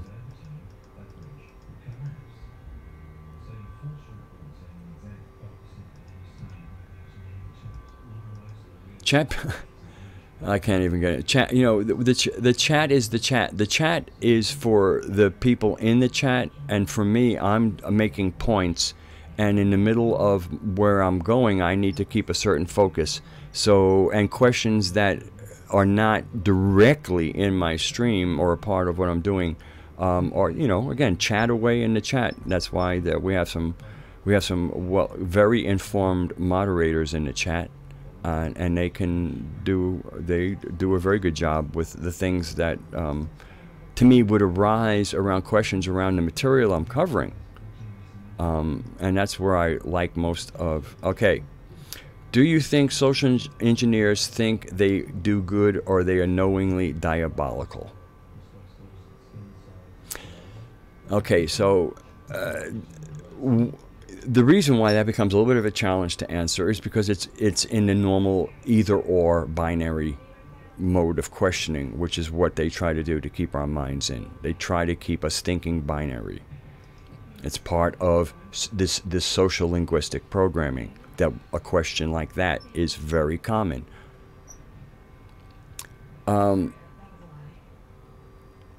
So, yes and no. They do think they do good because of what we're calling diabolical, they consider good. So they are knowingly working against us, okay? But if you want to call working against us diabolical, then that's your word choice for working against us. They're working against us, the offspring. See, they, especially at the top, they know the real mythos of the planet. They know who Sophia is. They know who the Anthropos is. They know what the mystery schools taught. They know what history they buried. They know the new actor that came on the stage that will show with its limited agency, which seems to basically be to infect minds, that they could curry favor with that being, who we'll call the demiurge. It has a bunch of names. But it is the narrator that represents, the demiurge is the mouth, the word making of the God of the Bibles, you know, of the Abrahamic traditions, and basically any other sky god derived thing. So basically, what in this sentence, what you're calling diabolical, which comes from diablo or the devil. So you have to realize we're cleaning up our language, Oswald. The language we use, we just have to clean up because we're using their fucking language, and that's part of the social linguistic programming. And we're not going to get out of that. We're not going to get out of that spell work until we at least understand. If we're going to use their words, we know it. And in this case, diabolical really means of the devil. Okay. The devil is their construct. It's not a Sophianic construct. It's a demiurgic construct. So the social engineers definitely think they're doing good because they're serving the demiurge, who they have accepted over Sophia. And the demiurge hates, is envious. It's said in its own expressions, it is envious of what came before it. Okay, because that's a lot of the envy is the gods who people worship. In other words, he's kind of like a latecomer on the scene, and when he finally gets a few people to pay attention of him, he's envious and jealous of all the stuff that's going on around. Because it's who is this Sophia? I mean, he's nobody, and he's pissed about it because he wants to be somebody. He could have been somebody. So now he has people who fell under that spell and have been rewarded by being the rulers of the planet. And so to kind of revisit your question, do I think social engineers think they're doing good or they are knowingly diabolical?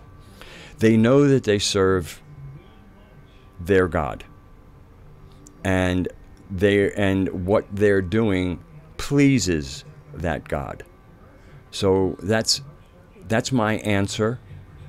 That doesn't get into the binary thinking. That's who they've chosen.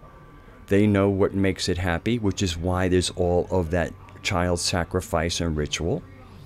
Matter of fact, I'll share this little thing happened to you. Obviously, there was all kinds of animal and sometimes and human sacrifice, especially when we get to the late Aztec period and Mayan. And but we're gonna move it into the Levant, into the desert and then the Mediterranean. Let's make it a little broader than that. So when people were making blood sacrifices of any type to this being, they're that's something it likes. Ooh, there's even a phrase, when somebody's burning, like, a burnt offering, ooh, it's soothing to my nostrils. I mean, you go, okay, I prefer incense myself. And so do all of the sweet ones. They like niceness. They don't like blood and guts and searing flesh and hair and stuff. No, that's not their incense. So an interesting thing happens in the kind of like in whenever time period, this ancient world, however distant it is from us in Earth years, there was a period. I mean, the temple in Jerusalem, they actually had gutters to channel all the blood from the sacrifice. From the time, except for the Sabbath, I don't think they did sacrifice on Sabbath. I don't know. I'm not that acquainted. But at least on any other, when it was happening, I mean, there was blood being let out all day long as people were coming and doing their obligatory sacrifices.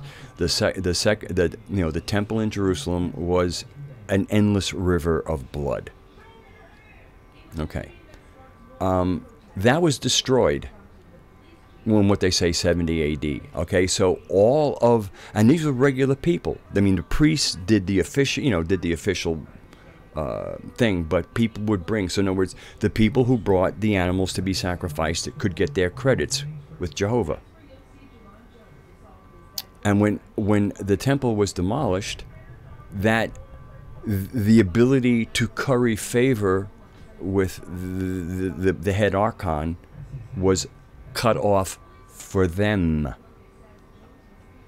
And I believe this was a strategy of whenever this happened in history, where the goobs decided, no, only we're going to give Yahweh, Jehovah, Demiurge, Yaldabaoth. We will make him happy, so therefore whatever agency he has, whatever fuckery he can work will be on our behalf. The common people need to be cut out. So the way they cut out the Jewish people was destroying their temple. What did they do with the next one arising out of that same mindset, that same Abrahamic mindset that Rome took over? It was called Christianity. And what did they do? They said that Jesus was the last sacrifice. So basically what they did was, now whatever, sacrifices might be. I mean, there's, like, the Muslims, from what I know, still do, like, during certain holy days, they sacrifice an animal. They eat it, but they do it they kill the animal in a ritual way, or they at least get it halal, where it was killed in a ritual way in this way. So what we see in Christianity, which was going to be the next huge thing for hundreds of years, was that they now say no more. There will be no more sacrificing to what they call God. There'll be no more sacrificing to God because Jesus was the last sacrifice. So what we're seeing is the goobs taking the common people, even though, again, I'm kind of happy that, again, anything that is for the demiurge, we certainly don't want people involved in that. But from their perspective, okay, this is who they're contracting with. And what they were doing was taking away the common person's ability to even have a humble contract with God by taking away their sacrifices. They took away the temple, so now that was gone. And now when it came to Jesus on the cross, that was the last sacrifice. This was the blood that satisfied all of it. And of course, but the goobs weren't going to stop what they did in their little private ceremonies. No, they were going to try and take all of the favor from this being to themselves by being the ones who spilled the blood ritually. That's why we have wars and people use uniforms. The people who order the wars aren't dying in the wars. Those are their offerings. Those uniforms are the ritual dressing of the people they are sacrificing to the demiurge. The executions, which is all the formal executions, start with the law of Hammurabi, and then we see it show up in Mosaic law, where there's a death penalty, and usually before justice, another word for punishment. Okay, when an execution, even in Western, before it's executed, they do this official kind of ritual of, and by the power of the state and blah, blah, blah, blah, and jibbity, jibbity, jubbidoo, you are being put to death. And then, if somebody's there on whatever thing, and then they go, let justice be done, and then the execution proceeds. That's all ritual. And of course, there's a real difference between killing and murder. Killing is when you kill somebody, you kill somebody. Murder is a killing that is not endorsed by the law. So when the Israeli tribes were killing people in Canaan, from what I know of, the real understanding is that commandment is thou shalt not murder. And when we see it in modern law, which is derivation of Mosaic law or Torah, we see that makes a big difference. Soldiers kill people in battle because they have the backing of the government, which is a representation of a priesthood and the demiurge. When they kill, they're not murdering because murder is a legal definition. When common people kill and it's called murder, then the state maintains the right to murder them back in a ritual of state murder. And all that formality is because that law is those are demiurgic laws. And these executions are sacrifices to the one that gave those laws. And that's how it works. And that's why when they have their major wars, which is a big part of them trying to hoard the affection of the demiurge, is by offering it lots of blood and bodies. And they do that by wars. And they dress them in uniforms because it's a ritual.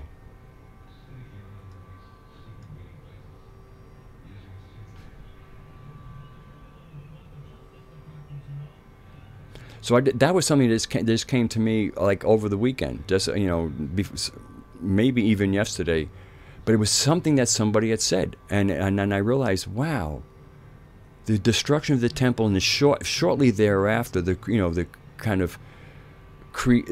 beginning of the Christ mythos, that he died for our sins, so therefore he was the sacrifice that would finally satisfy Jehovah.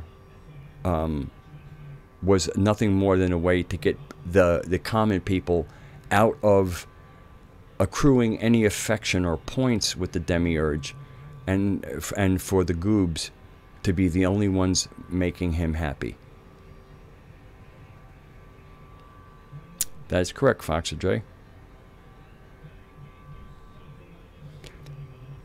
So, all right, so we're now 7 minutes after 11, and I try to keep these to around 2 hours. Boy, this time flew by. Thank you. Okay, Oswald, I'm glad that was a good answer. I mean, again, I'm just trying to keep it. This is really more about my focus and the ability to try and do a good stream. And if I have the discipline, I can. All I have to do is manage myself, and everything will be fine. Everything will be good.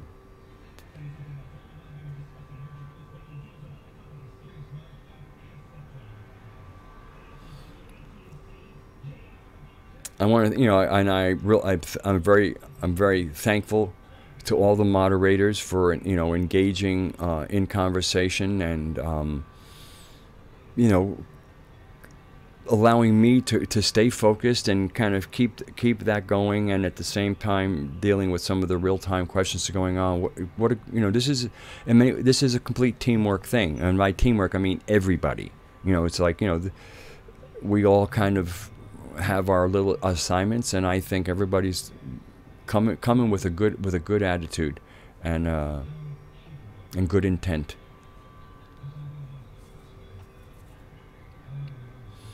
Yeah, one of the things that Matt Finger is saying is the context of the clues won't make sense if the context of the crime is not understood.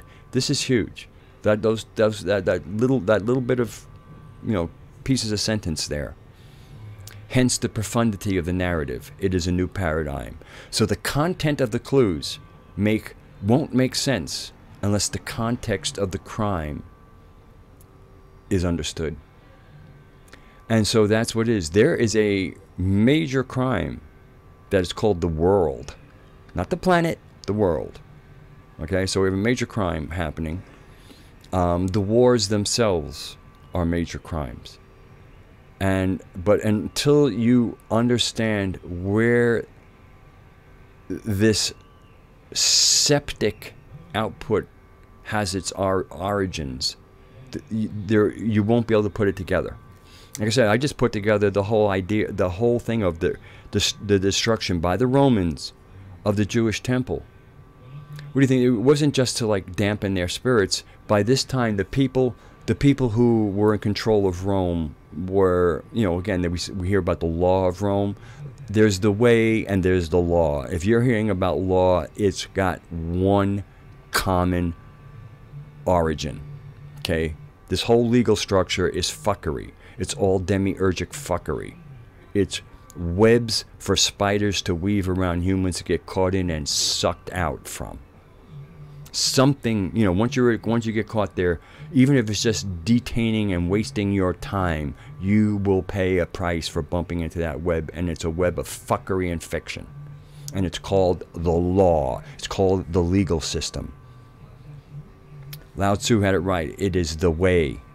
We have our ways. There's a way of being on this planet. There is a way of the dreaming. There aren't even laws of physics. There are no laws of thermodynamics. What it is scientists observing how things behave. In other words, what is the way that these various systems behave, and then they call them laws. That's just either. I don't think it's intentional fuckery, but it's still fuckery because it's talking about ways and taking ways and making them laws. Laws are anti-natural. Ways are what is natural.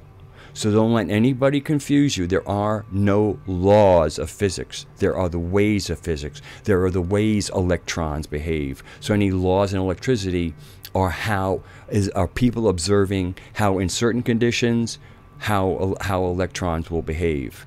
They're not laws. They're observances of ways and behaviors. So just be real clear. All laws, all legal systems are unnatural. They're demonic. Okay? There is no room. There isn't any like wiggle room in there.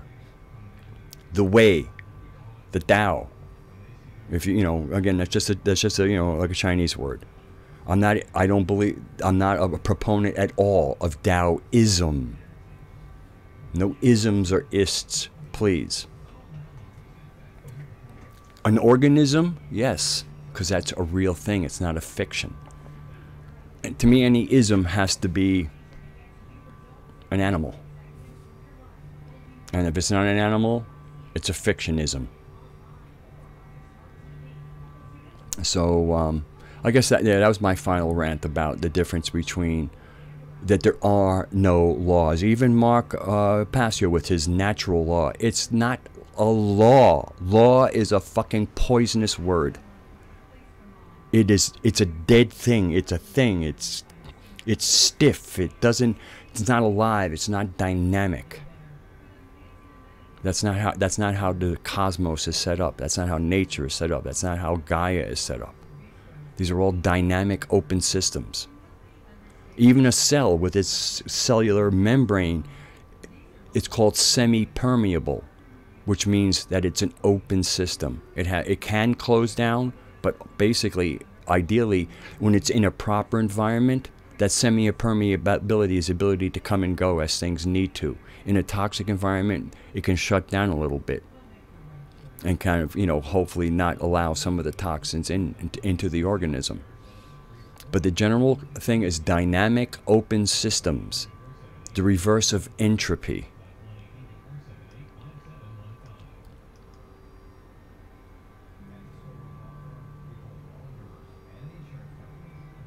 All right.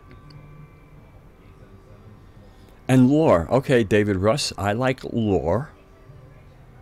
Again, but there is, when I hear, whenever I hear Mark Passio, and I like Mark Passio, he's a little hot-blooded, but he's right on so much. But when he gets into natural law, I get it. We gotta lose this word law. We just need to just get rid of it. At least when we're talking about wholesome things. If you hear the word law and people go, "Oh, you're cursing," good, we've gotten somewhere.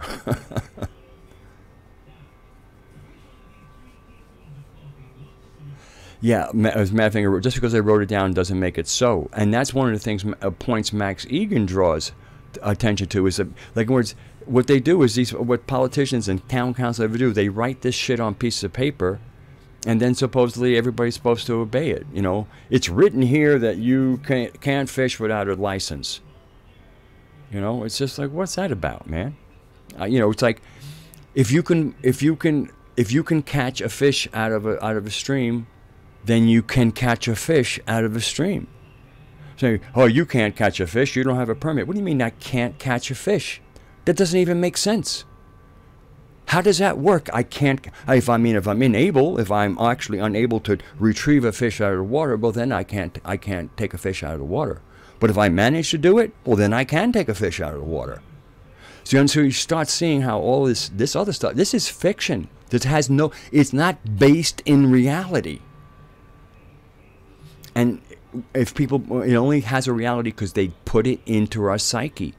It's almost like if you're fishing and someone goes, "Hey, you have a license?" And you go, "No, fuck license. Oh, you can't fish without a license." They're owned. This is exactly what I'm talking about. Most of this fuckery lives in our heads.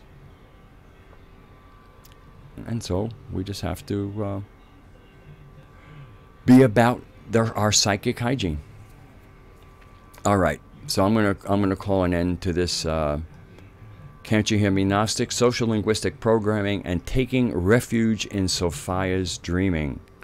And just remember, refuge isn't a place to go and hide. It's a place to restore, so that you're fresh and ready to engage in dismantling the fuckery and archontic world around us.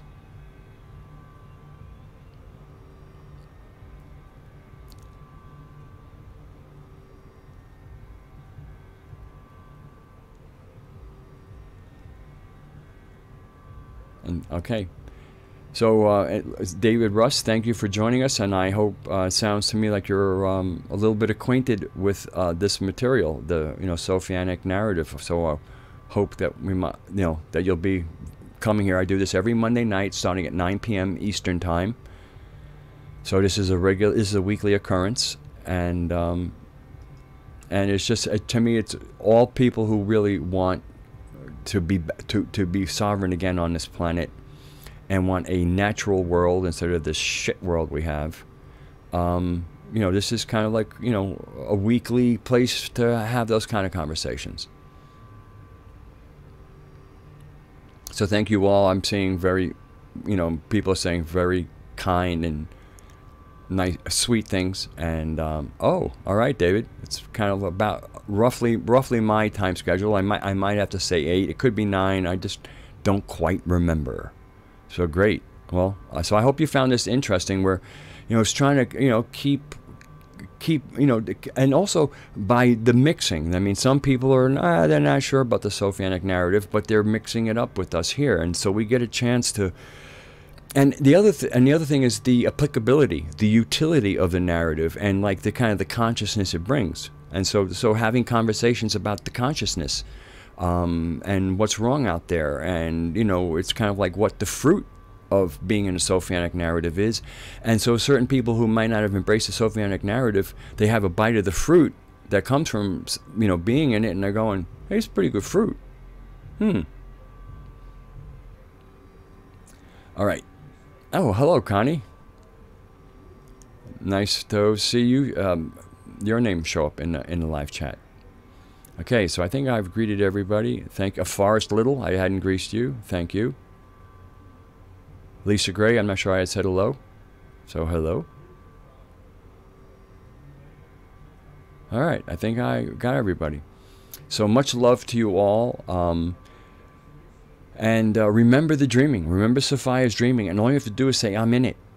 I'm in it, and know what that means. I mean, it's not a big thing. It's it's the hologram. It's the dreaming of a goddess or a god. I mean, again, a goddess is a god. Because there are the gods, and she's one of them. So it's the dreaming, entering that dreaming that is unique to Earth. And that's one of the things I probably will speak about, the difference between other species on planets that are not Gaia, and why that would be a very different perspective. And so even having people from other, if we do have any other visitors from other solar systems come here, their connection to Source is going to be different than that of the Anthropos, because they would be dealing with the pleroma. They're the same galaxy, so they would be dealing with the pleroma as where it all originated. We acknowledge the pleroma, but then there's that pleromic output called Sophia that we live with. This is makes it very different. So people, if there are other anthropine species coming from other solar systems, their intel could unwittingly be deceiving because it's their reality. Our reality is different than being on an anthropine inhabited planet in another solar system, because we have an aeon that turned into the planet we lived on. Very, very different. And so it's important for us to have that knowledge and to be living in that reality, because it's unique to us. All right. Good night, well, let me turn off the streaming and then kind of look into the camera.